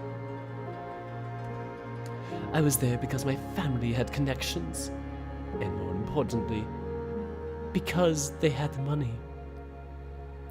Money that was being wasted on a stupid, average-brained pup that could only answer questions with, I don't know, while trembling in fear. Then, during mealtime, my maid was pulled and I experienced my first physical fights. One that ended up with me curled on the floor, covering my face. The experience was a humiliating one, traumatizing even. But as I sobbed quietly in my dorm room alone, wondering how I could possibly survive another day, I became angry. I knew very little about my father at the time, but I did know that he was a professor, or that he was a figure to be proud of. A professor. I can't speak. I knew very little about my father at the time, but I did know that he was a figure to be proud of. A professor of rhetoric. The proudest of woven disciplines. One that no sibling could match, not even the Khemians. So I knew I had every reason to be proud of my family name, and I had every right to be in that school. At the beginning, my instructor devoted 5 minutes at the end of each class period to humiliate me with questions he assumed I would not know the answer to. He likely hoped I would quit, but instead, I studied and used what I learned to fight back. Within a month, I was answering more than half of the questions correctly, and that's when he stopped. I mentioned his name to my mother in one of my letters, and within weeks, he was gone, fired by the headmaster, whom my mother knew very well. As soon as my name was touched, I would swing as hard as I possibly could, fracturing 2 jaws before the attack stopped altogether. Eventually, I was at the top of my class, and by the time I graduated 5 years later, I was accepted into the most prestigious university on the moon. This is not a dream. It's more of a narration of my past life. But it is important, because I forgot. But it is important because I fought hard to be here, and I'm beginning to realize that but it's important because I fight. But it is important because I fought hard to be here, and I'm beginning to realize that while I believed those troublesome days of my youth to be over, that might not actually be the case. I need to fight now, for my family's sake, and for my own. I see myself curled up, sobbing after smoking Brunus's pipe, and I sneer in a way that feels very unfamiliar. But it feels good. As these images of my childhood fade, I remember that the school I attended on the outskirts of Lux no longer exists. Almost a decade after my graduation, on the same day my life changed at the university, the school was burned to the ground by a mob of men from Lux. I never researched the aftermath because while I knew most of the pups got out, some of them did not. Because of men who saw their gifted minds as threats. Just like the men who tried to kill me. And while I try to understand the plights of those who are poor or less educated, I sometimes find myself doing the opposite.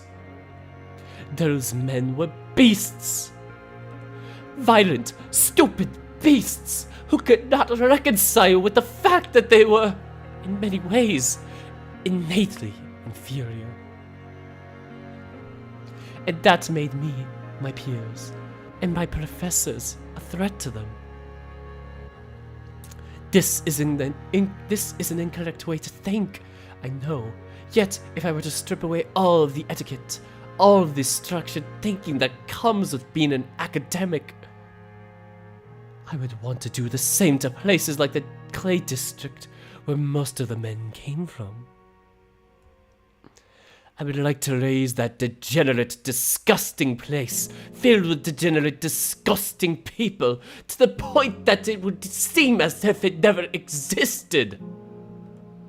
Like removing a stain from the fabric of Adastrian society. I want to tear them apart. Because my friends, my professors, and parts of my mind have been torn. Excuse me. Hold on. Because my friends, my professors, and parts of my mind have been torn apart. And because the pups burned in the outskirts of Lux have been torn apart. Dissolved into the horror of the amalgamation. They were themselves torn apart before they even know who they were meant to be. Oh, I don't have Doritos. Damn it. But I do have goldfish. I'll eat one goldfish for this. For every ellipse, I have to eat like a Dorito or a chip or something. So here's a goldfish.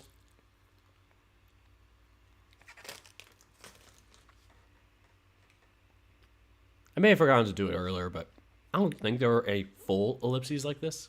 It's only when the ellipses is just by itself like this.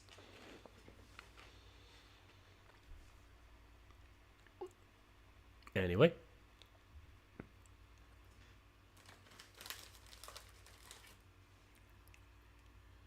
Another one.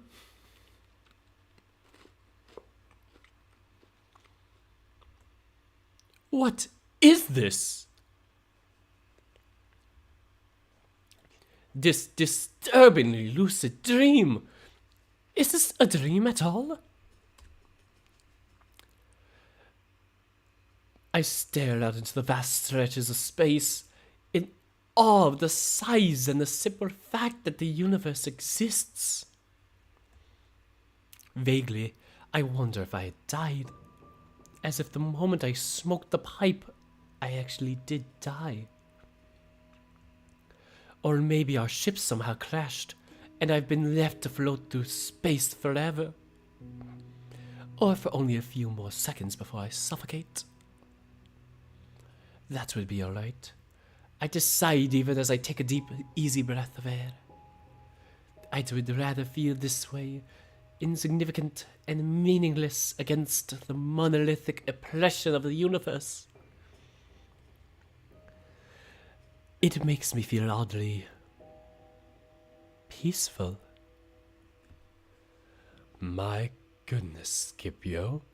If only your friends and colleagues could hear half of what you think. You sound a bit unstable.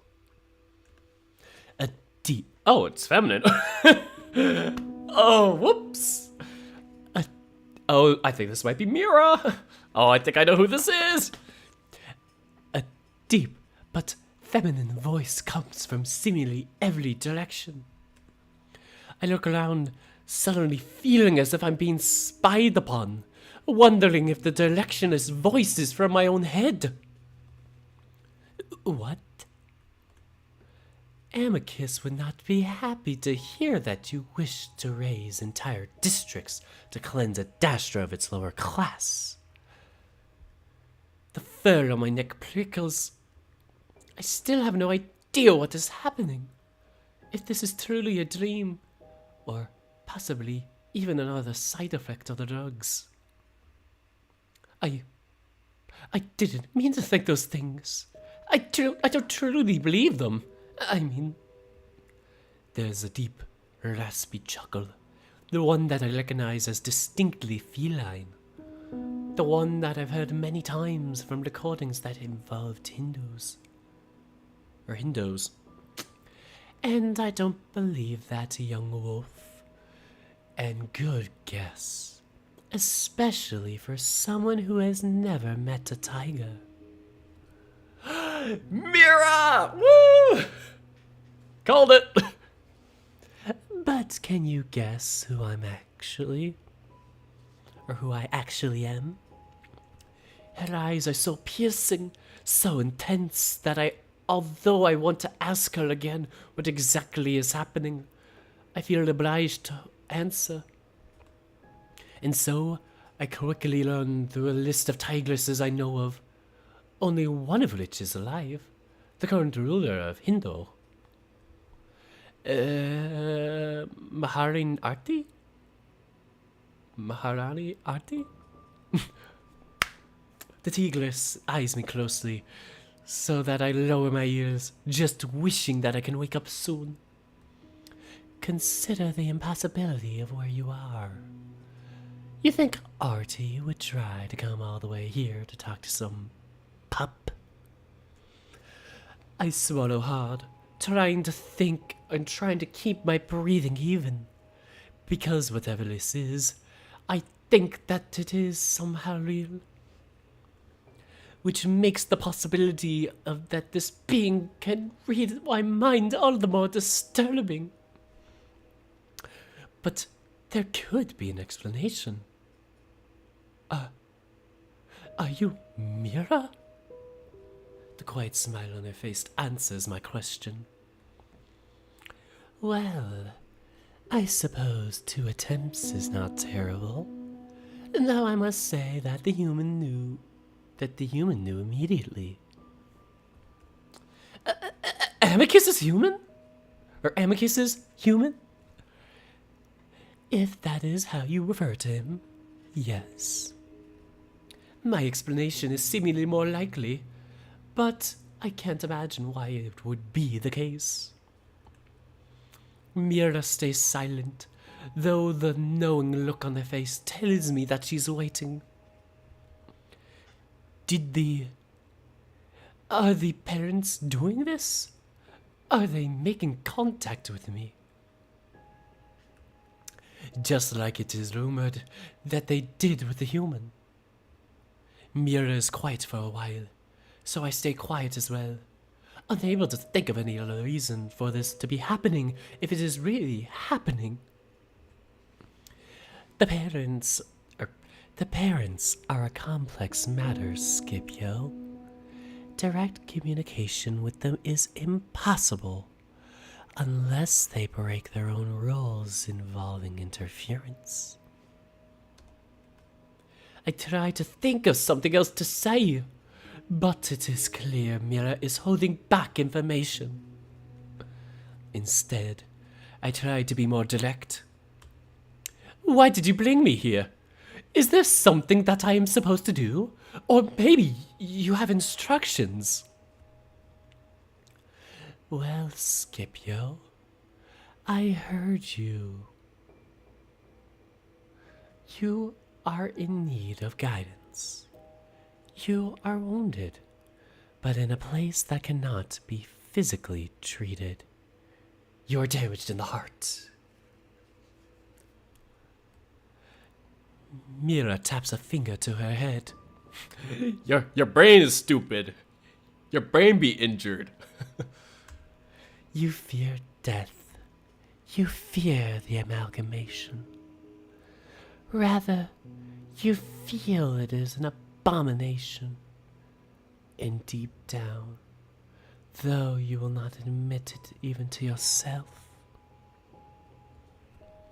My hackles won't stay down, and now I just want to wake up. You do not trust the parents. Am I going to be punished? They know I'm a fraud, on a mission to further parental agendas, when I don't truly believe in them. I'm only here for selfish reasons. I realize my legs are trembling. Please wake up. Mira raises a paw. Easy, young wolf. I am only here to help you, to warn, and to advise. You need guidance, and I am here to offer it to you if you will take it. I frown and rack my brain for the lessons I had on Mira, if she was ever used in this manner in the past. Her main purpose was that of a self-sacrifice, to punish Drusus in the correct direction for the Empire. She has little to do with the parents. As far as I know, it is only the monitors that communicate for the parents. Does that mean that this is not sanctioned by the parents? Yes. And do not be afraid that you are not in lockstep with their vision for the future. I certainly am not. I never entered the amalgamation, as I believe that it is an attack on life rather than a preservation of it. And in the end, neither are they. They bicker just as much as the siblings.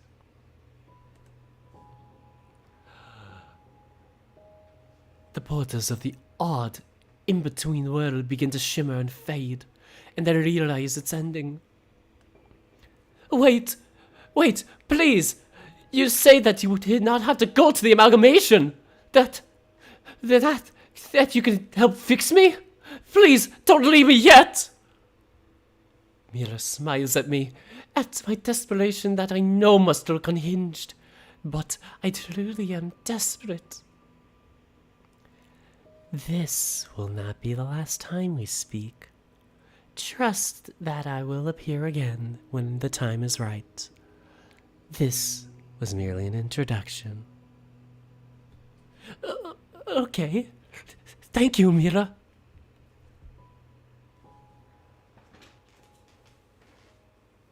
The dream ends. Oh, the dream's still going. It was a pleasure meeting you, Scipio. Until next time. No, I'm not gonna do it. Take care, guys.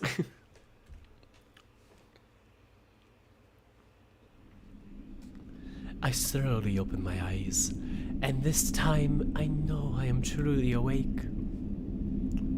Despite being slightly groggy, I feel that I am mostly back to normal. I assess everything slowly, not wanting to make any sudden movements in case I'm still under the influence of the drugs. But again, all seems normal. I make a movement to sit up, and that's when something or someone beside me shifts. I gasp quietly, jerking my head in the direction, only to see Neferu there, sitting on the floor with his back against the bed. I lowered my chest reflexively, wondering why I'm so on edge, but also remembering that I had some very odd dreams that I can't quite remember. I'm gonna pause for a bit, guys, just so I can, do a little, addressing the chat for, a couple minutes. We went on for a bit longer than I expected for the reading. So at about 2 hours and 11 minutes. We're gonna be adjusting the chat. And then we'll continue from there. But yeah, no, I'm totally vibing with this so far. I'm loving this update, and I'm looking forward to seeing if we're gonna continue things with the parents. Are we gonna then kind of stick more towards Khemia related stuff or Khemian related stuff? I don't know, man. You tell me. Dirk is life. Dirk is love. Dirk is life. Oh, thanks, Chris. I wish I had Flaming Hot Doritos. Yes, can relate. Oh, Garrett's back. Everybody's doing fine, I think. We just got through the mirror dream sequence. And I had to open up the goldfish and had 2 goldfish for 2 ellipses. I'm probably gonna finish these off after the stream, but God, I love these flavor blasted goldfish. I might go to Target and buy a huge pack of them like I used to in community college. Before the quarantine.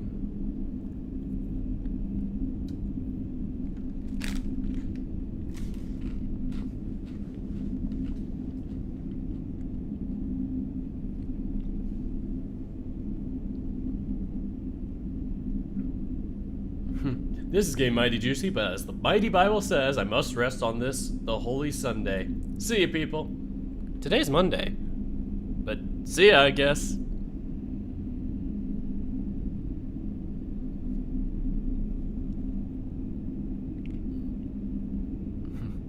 But otherwise, I had to help out with the garage, and I found like 3rd grade year pictures of me. Oh, that's so cute. I love those memories. Like it always brings back memories. I survived on sizzling spaghetti in college. Well, guess I'm a bit ahead of some people. But I kind of was like that my junior year when I didn't have like a cooking plan or anything like that and didn't have the stove much to myself because everybody else used it. It was tough. You dare question the word of the mighty Jimmy? Lol, I'm out. See you, Derp Man. I'm gonna take a sip of my water, actually.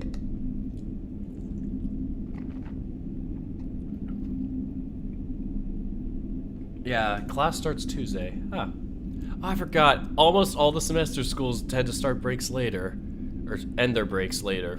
Unlike my school, which only gave us 2 weeks for winter break. And then we basically have to work for like 11 weeks straight, only 1 week break after that, and then work another 11 weeks straight.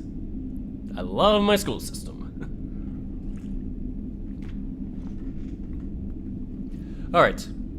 Oh man, instant noodles. They're good, but they're so bad for you at the same time. It's like eating Taco Bell. You know this when you have IBS. Like you feel constantly like a soda can. You feel like that's IBS. You're a soda can. You feel like you're about to like explode every time. Anyway. Aw. That's so cute. You guys survived on each other's instant noodles. Sounds sweet. It's so funny. Like, I didn't think you guys actually knew each other. I thought you guys were just like, just bantering back and forth beforehand as just distant friends or like long distance or something like that. It's so cool. You guys actually know each other in person. It's so crazy. I can get friends. I can get close friends to even support me. Or people that are friends of each other support me. Bring the whole family along. Everybody watch Dirk. We live together. Oh, that's cool. Good for you guys. Okay, I'm looking forward to like truly being on my own. Like this is just a temporary school year kind of living situation. And once the term is up for the school year, then I'm back at home. And they were roommates. Alright, I'm gonna start in like a minute and a half.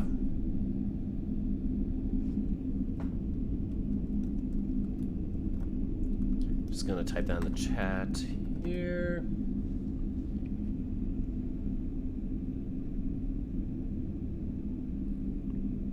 Not partners, okay. Still chill though. Sometimes the way you talked, I was like, wait, are they a couple? Because it's like I know some couples that live together. Yeah, not getting the wrong idea. Oh, okay. Just friends. / roommates, whatever. That's cool. Italian soda, but with blue raspberry syrup, Red Bull, half and half. Tastes like fucking Go-Gurt.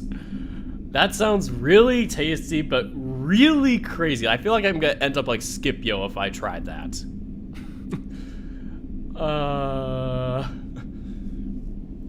I don't think I have any Italian soda or places that sell Italian soda nearby, so might have to check on that. Maybe I have to look at like the international stores or whatnot. Anyway, starting in 15 seconds.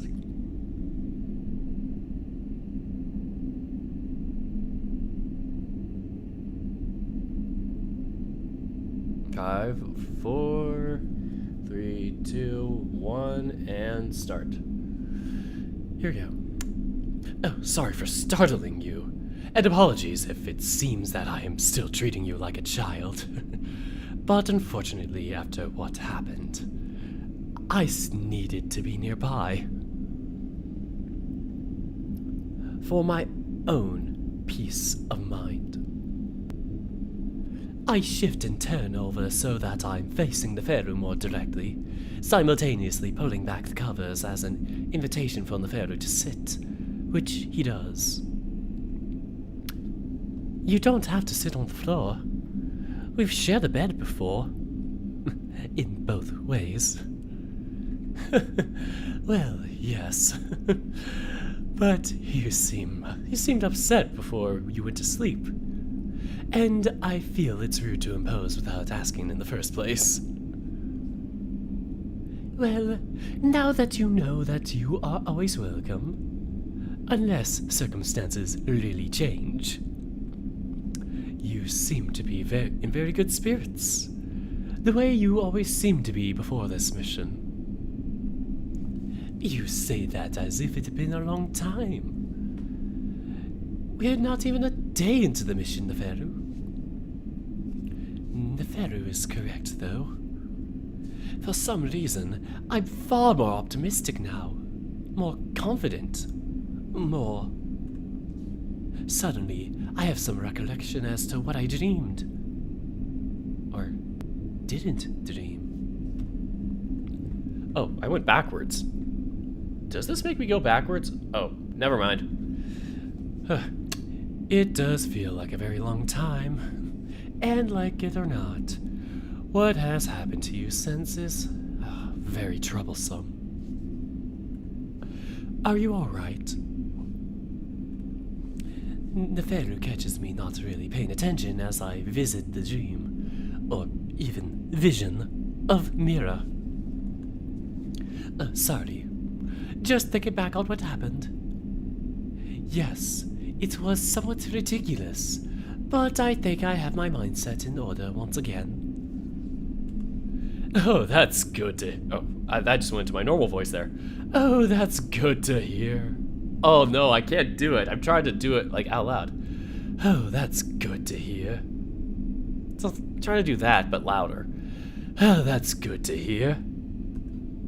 However, mental relapse is something you should expect to happen. Not that I want to bring your spirits down, but when it does, please do not hesitate to talk to me. I nod, though my mind is still on the vision. Part of me worries that it might not be part of a delusion, or that it might actually be a part of a delusion due to the drugs, and I especially don't trust my interpretation of what's real when I was just hearing voices. However, Mira had said something about the human meeting her, and Neferu knew him well.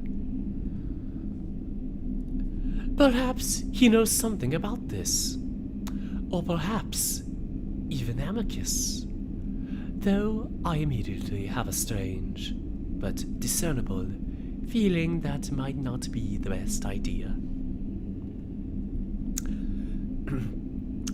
I don't know why, but a hopeful part of me wishes that this might be the guidance Mira spoke of. Despite my doubts, however, the potential that somehow an entity that avoided the amalgamation is trying to help me, well, it's left me in a good mood. I take advantage of that and try to fully mend my friendship with Neferu, though I feel it's not even necessary, judging by how he's acting. And I'm sorry for pushing you away earlier. I could tell that it was hurtful, and I didn't mean for it to be.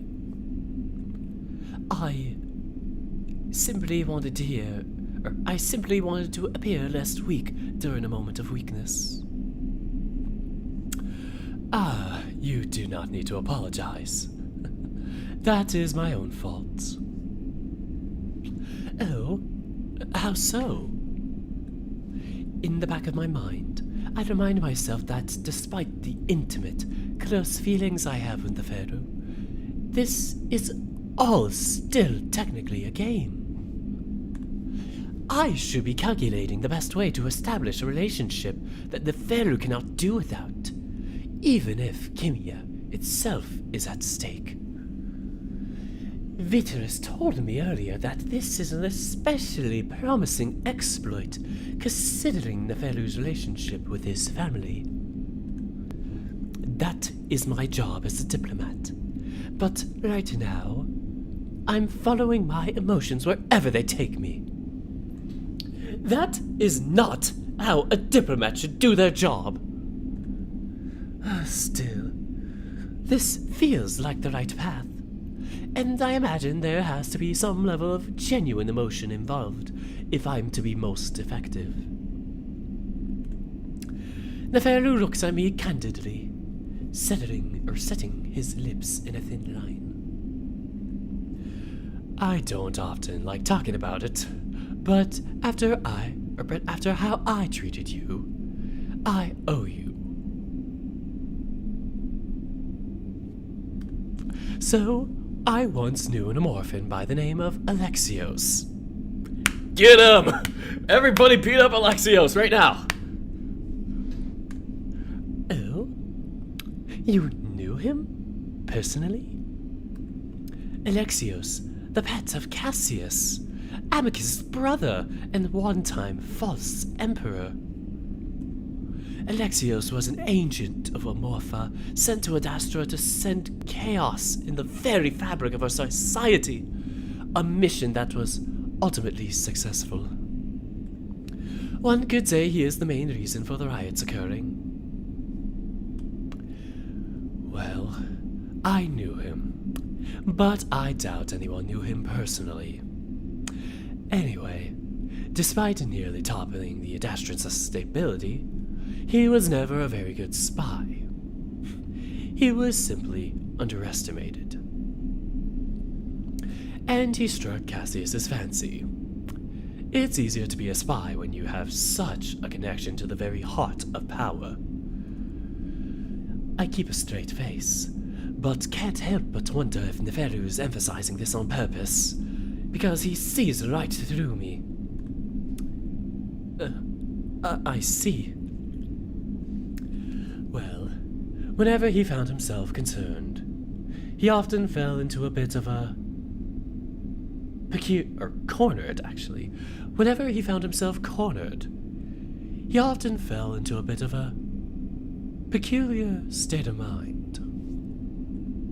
He would dampen his expressions and exhibit the emotional capacity of a rock, a classic diplomatic defensive maneuver he often deployed to get out of situations he did not like. Just like what I do when I feel overwhelmed. Instead of dealing with the thing, I turn off and become a rock. He is possibly the most evil, amoral creature I have ever had the displeasure to know. To be clear, I knew he was a spy, just as all governments know that visiting diplomats have ulterior motives. But what I didn't expect was a sniveling coward, willing to destroy the foundation of an entire civilization, causing thousands of lives. I nod, though not having known the cat, I feel a bit detached. Amorpha has always loathed Adastra, as they see us to be the biggest threat to stability in the Galaxias. With all due respect to Amicus, I had always seen the situation to be the fault of the Imperial family for allowing the Morphin to get so close in the first place. Anyway, When you came out of that laboratory, the look you gave me was strikingly similar, and I simply know that's not you, Scipio. You are a good, honest person, and I know you would never do something for the sake of destruction, would you? And I know that because you are my friend, and despite our differences in culture, in language, and especially considering the history between our people, I trust you. There is no doubt now that Neferu is expecting me to read between the lines here. And so, based on everything I knew about Neferu, I do just that. I know that you're here to gather intelligence, to better Adastra's position in the Alliance, and to use me as a tool, just as Alexios used Cassius. I'm lonely, and I'm in need of someone that I can call a friend, a true friend. And in this relationship, I know that you have nothing to lose while I can lose everything. But I also know you are full of compassion, and you would never do what he did. And so while I know that you cannot be trusted, I trust you. At least, I hope that's what he thinks of me. Oh, is that quoting Neferu? I wasn't sure if that was the voice inside of him being like, you know, trying to get to him. Sorry, Neferu. At least I hope that's what he thinks of me. I look Neferu in the eye, in what I hope is a meaningful way, so that he might know what that I am. I look at Neferu in the eye, in what I hope is a meaningful way, so that he might know that I understand. And I trust you. I simply want the galaxy to find peace and happiness for all. Then, I feel a bit uneasy, because I remember those thoughts I had in my dreams that I felt alien, as if they were not my own, but familiar. Like I simply keep them hidden for myself. Like removing a stain from the fabric of a Adastran society. Could I really think such a thing? Thank you, Skip, truly. I have a feeling that this experience will truly change your life and your perspective on life itself. Adastra did that for me, both for bad and for good. So just keep an open mind, and like I said, I'm always here.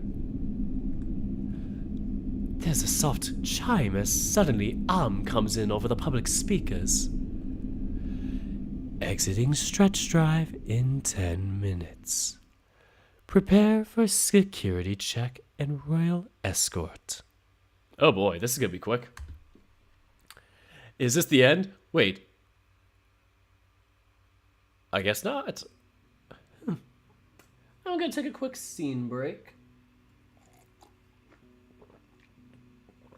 At about 2:30 is our mini break.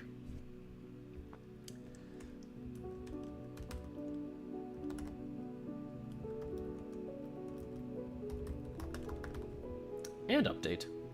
So yeah, enjoying this so far. This is a bit longer of an update than I expected. I think because when I saw like I saw the thumbnail for Lides, I think it was under 2 hours. But I thought it was on the shorter side of like an hour. I don't know. Worst comes to worst, I could just... I think we're pretty close to being done, but worst comes to worst, I could just scroll through and just see like how far I am through like the code or something without spoiling it for myself, just to gloss, just to be like, okay, this is how long of the bar I have to get to the bottom of it. Adastra, man, remember those days? It's still at the top of my list alphabetically on my list of PC versions. So it's, yeah, chapter 2. Yeah, I can just open it. But yeah, the chat's been pretty chill so far. Java Hut reference, I guess. Is Neferu being like Amicus? I wonder. Speak of the devil, Alexius 2.0. Curse Alexius! It's funny because during that time, like before the quarantine started, there were 2 soccer players that I had reffed. And one of them, their name was Alexios.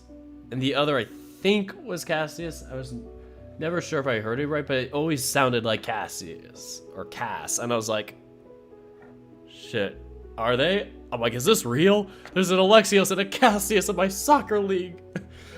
Oh, that was just crazy.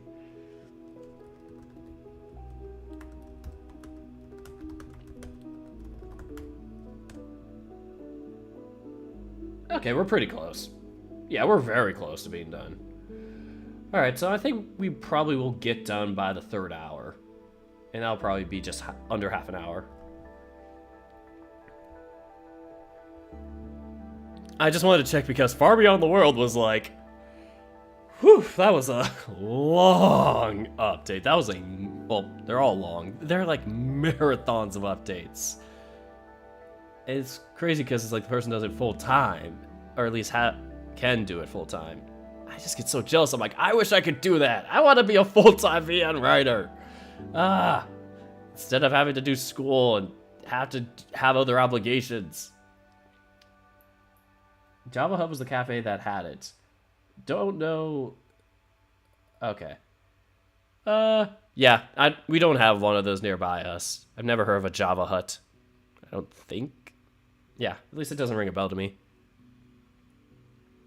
But I'm trying to think of anything like beside like Starbucks, if anything coffee related to us is nearby. I think there's like a Pete's Coffee or something. I'm not sure if that's a local thing. That, or I forget if it's like there's something else I forgot. I think they closed down and became a Starbucks, but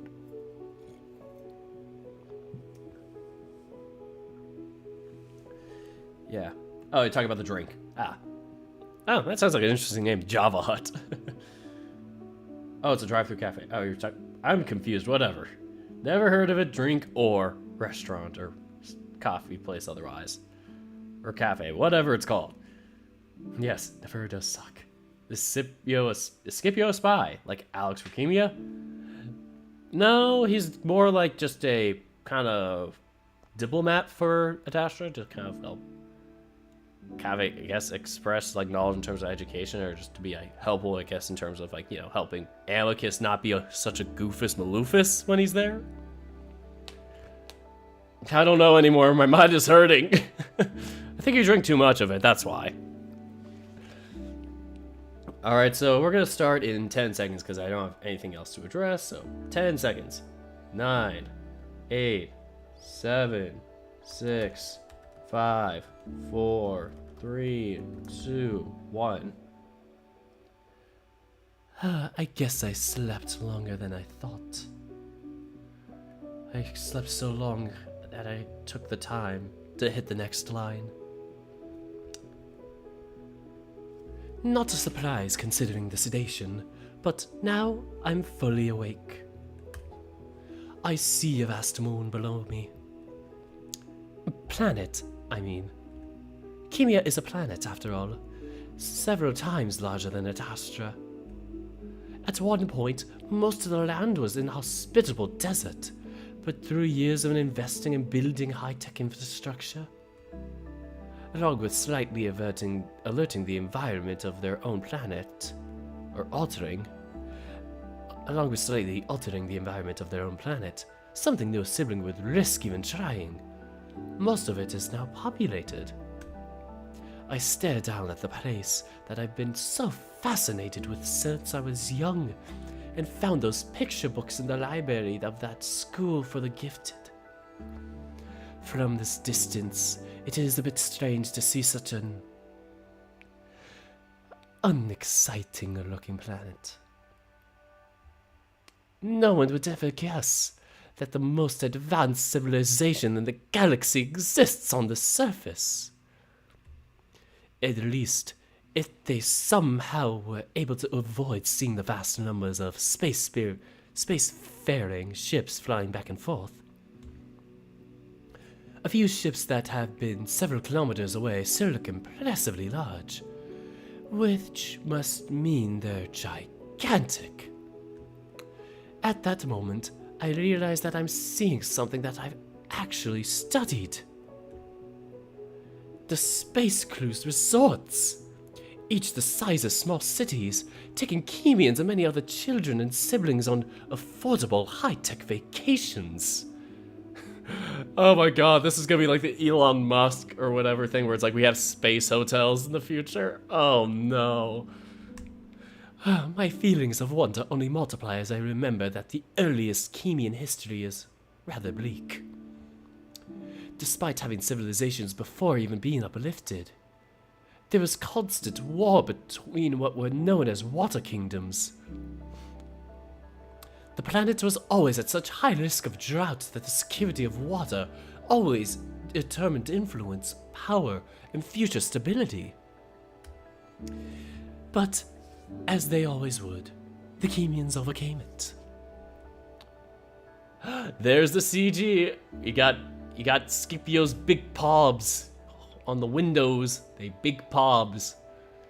And they got Neferu looks so fine in the CG, and Brunus too. They look so Oh god. I love it. Meanwhile, I stand with my face pressed against the glass, gazing out at all the amazing things I could see, all the things I've studied for so long. Despite the many rough patches that I have encountered over the course of my journey, this view suddenly makes me realize something. I've made it. After years of hard work and intense competition, I've finally made it to my destination. My mission is far from over, of course, but now I can actually see it. My goal is right there, below me.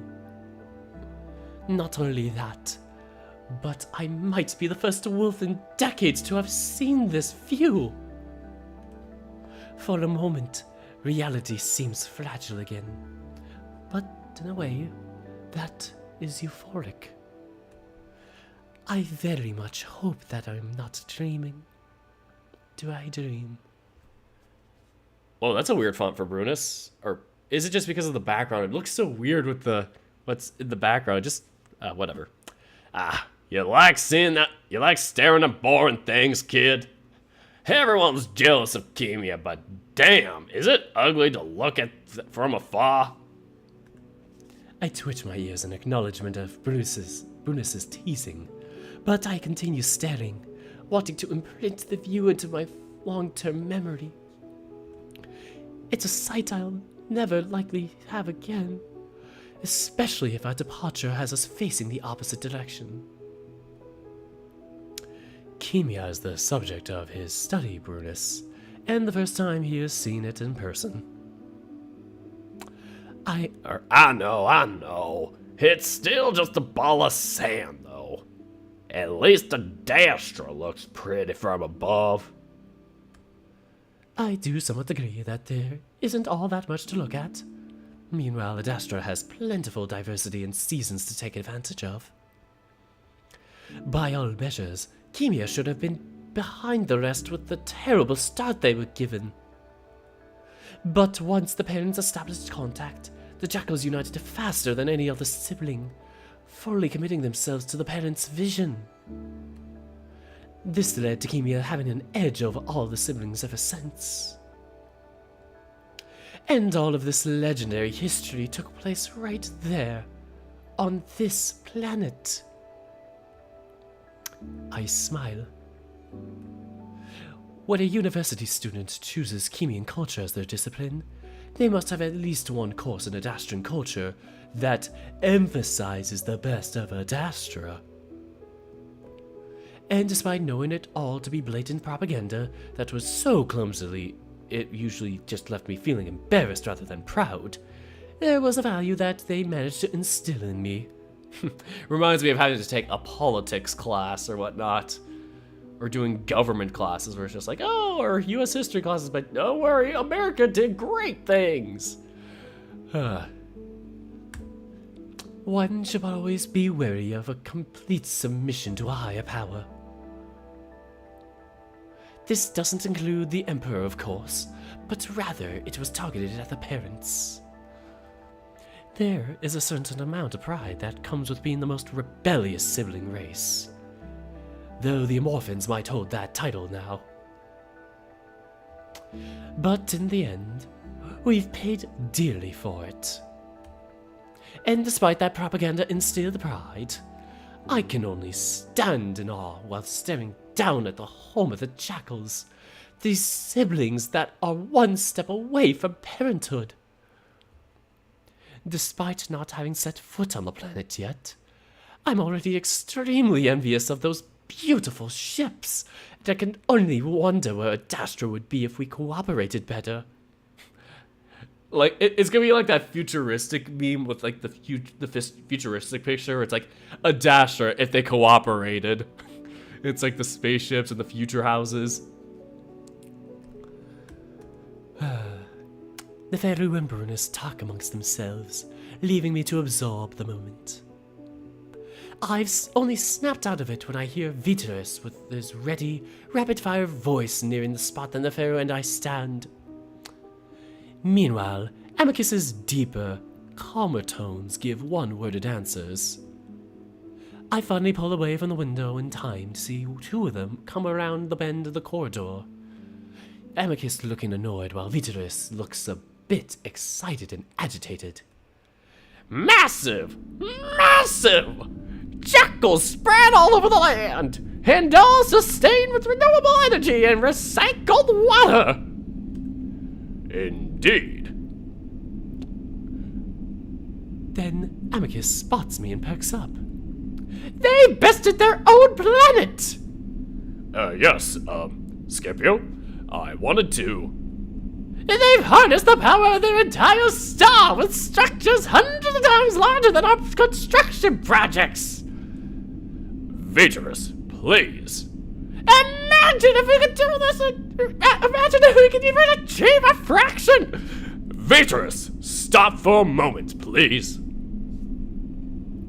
Of course, Amicus. Hello, Scipio. I've just come to learn that we will be meeting the Pharaoh upon our landing. Oh, he looks so perfect. Ah! Why must I be so in love with him? It would be best to go over our objectives one final time before starting our assignment.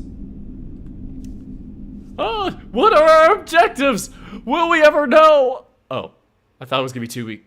God damn it! Every time! Gets me every frickin' time. Okay, so save.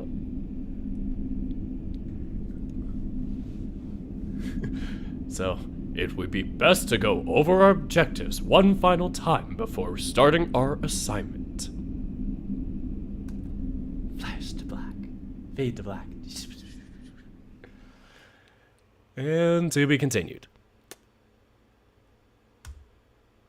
And that's the end of the Khemia update. I'm having fun. I'm having a good time.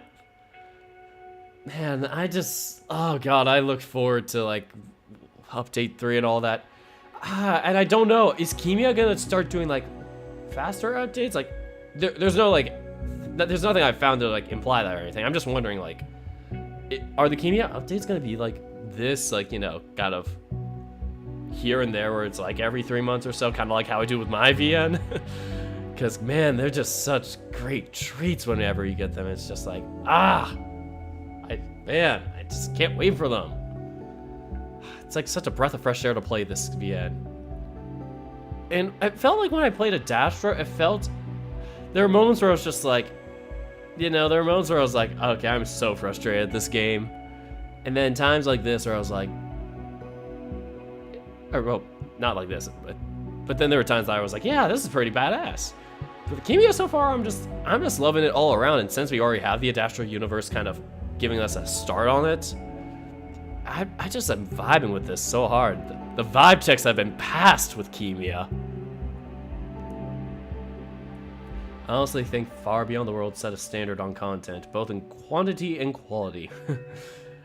Oh man, I guess I could feel that in terms of, yeah, like that's something that one person does in like the full time, and just, yeah, that is like the standard if you're going full time. I assume like that's, as a one-man person to do that is crazy. I keep saying one man, like, oh my god, I'm like using that like a buzzword, but man, it's like to see Kale do all that. Like we're going into a different topic now, but art, blah blah blah. Shoot, I forgot to mention the end of the update, or the end of the reading. Whatever. End of reading. Anyway, but yeah, it's like I'll get back to Khemia. I'll round this back to Khemia topics, but yeah, it's like with Far Beyond the World, it's like the amount of content, the story, the length of it, just the depth of the story itself, like, yeah, it just hits all the right notes. And I get the same vibe with Khemia and then Adastra before, respectively, even if I had my moments I was like not as into it. But even then, it's like, yeah, Khemia and Adastra and those, like, for the Echo Project, it's like they have multiple people still on the team, but even then, it's like they still put in the time, and it's like as if you're combined to then become like one full person working on it, like full time, by everybody doing it. And I don't know how many of those people are part-time workers, or like, you know, doing this as part-time, and I assume most, if not all, because I remember one interview with, like, was it McSkinny? Was it that did something like at like their like public like government office or something like that, or their city hall? One of them said something about that, where they did stuff with like their city hall, I think, for an interview for like the Echo Project. I could be wrong, so don't quote me on that. But yeah, it's like I even have like, yeah, some of the friends that work on like the smoke room, and it's like, yeah, I think they have other jobs outside of it too. Like, one of them I talked to is like a graphic designer, so it's like they do that. It's like, yeah, it's so tough to like do this full time and like commit to it, because, you know, it's not something that's gonna keep you a stable income. It's just like the time that you spend doing your other job is gonna take, you know, energy, time, and all that. But yeah, back to Khemia, like I said, was just even though the updates sometimes are longer to come out than others, every time it just feels like they just pump out such a high standard. Like, you feel like when you get that Echo Project title before the screen starts, like the first thing when you first open up the program, it feels like you get this like quality kind of seal of approval in terms of visual novels. Like they marked the bar for it, and I get that vibe with like Far Beyond the World. Maybe there's a little bit where you feel like the art can be similar, but it feels similar in quality in that it's like it doesn't have to be hyper realistic, but it's like it's unique in style, but it's also quality. It's like well made, well done, and it's just it just like a lot of love is put into it, and it's just and it's like getting the time to put the love into it, because sometimes it's like you try to, but it's like you don't have the full time and effort to put it in. I feel that way sometimes with my own VN at times as I'm trying to re-update the old art. But yeah, it's god, it's just my heart's just like, just, man, I just wish like when the pandemic's over, like I'm doing my best to stay out of any like public meetings or gatherings or anything, but like I'm trying to get this over as soon as possible where I am and whatnot. And god, once it's over, it would be nice to have like people meet up together and talk about visual novels at cons. Like that would be so cool. Oh god, because last time I went to like fur meets, I was like the only person that really knew about VNs. It was crazy. Like I felt like such a lone man when I was there.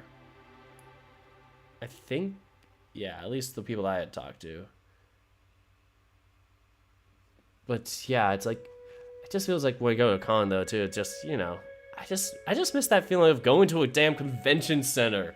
I did it for volleyball when I played like club volleyball, and since I couldn't make our club team, they pretty much got canceled for this year. So it's like I never got a chance to relive the glory years of the high school days of going to a hotel, traveling to a different city or state, staying there for a couple of days.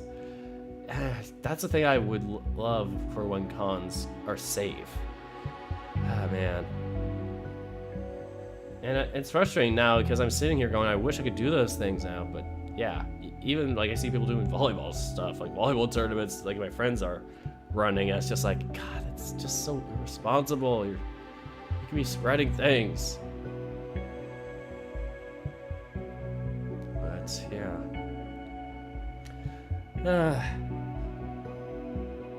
So I was told in this chat earlier that Tennis Ace just got updated, and to that I say, really?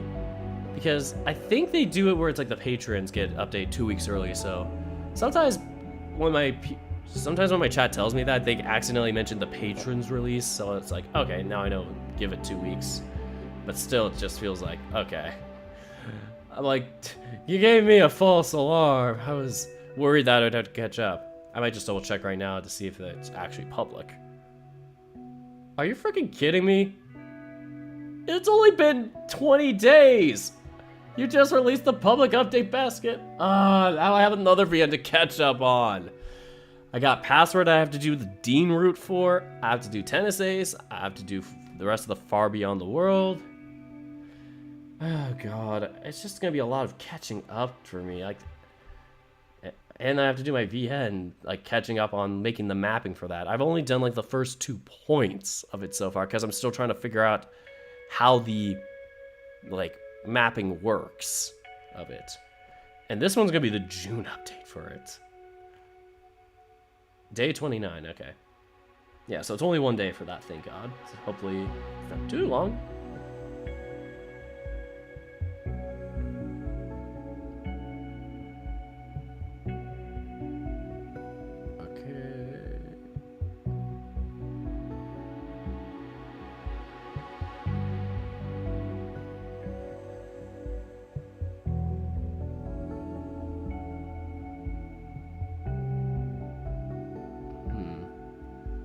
Sorry, I'm just reading the Tennis Ace like description because there's a PS and it's very important.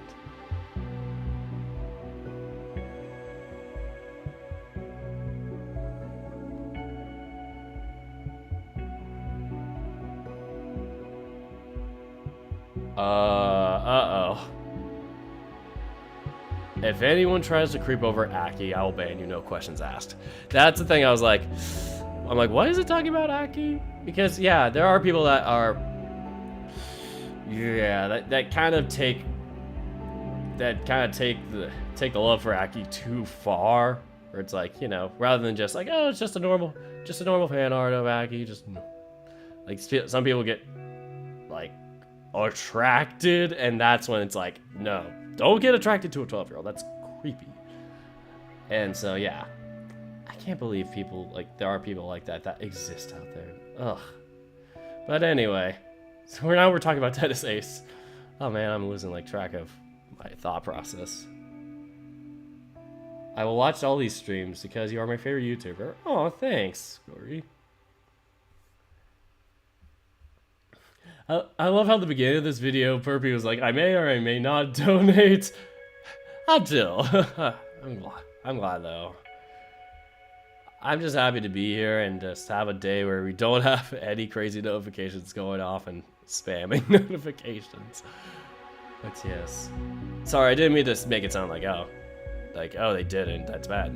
No, I mean, I'm kind of relieved. I didn't want it to feel like that's the expectation. I'm not expecting you to donate money. I'm not like that one Twitch streamer the one where she was like, oh, you don't donate because you're lazy or whatever. Like, like that one horrible lady. I forgot her name, but she was the one that like did the thing where she was sitting in her chair and she was kind of like, just like, you know, a typical girl VTuber who were just trying to, you know, sit all innocently, and she's like, oh, you're just bad at spending your money. And it's just like, that's not how you go about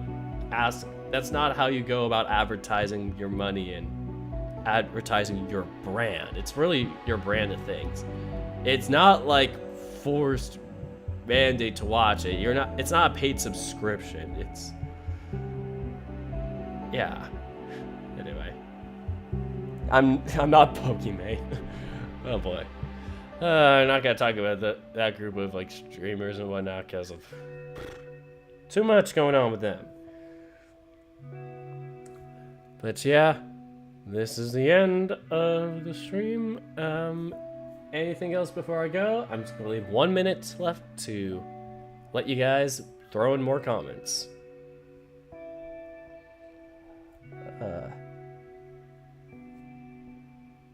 As I hit the download button for the Tennis Ace updates. Take me to the downloads. God, I'm so excited for this Tennis Ace update.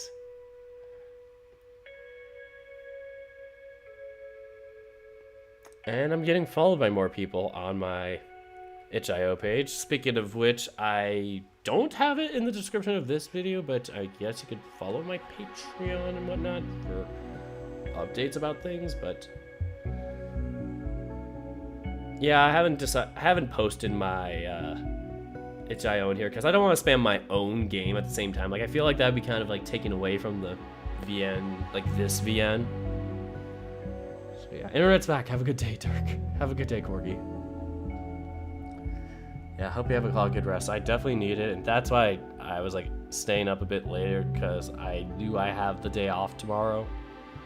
Probably gonna have to make up homework by the end of or the start of Tuesday, because one class is assigning me homework weekly, and it's like making me want to bang my head against the wall, because it's just like, I hate classes that do that. It's like, then you have to be responsible weekly and have to do stuff every week for them.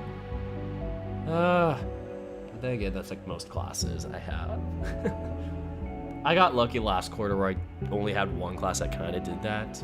So that's why I'm trying to get used to it again. Oh, thanks, Chris. Lots of love. Alright, guys, so I'm going to end the stream here. Thank you guys so much for watching, and until next time, my left hand, actually, take care, guys.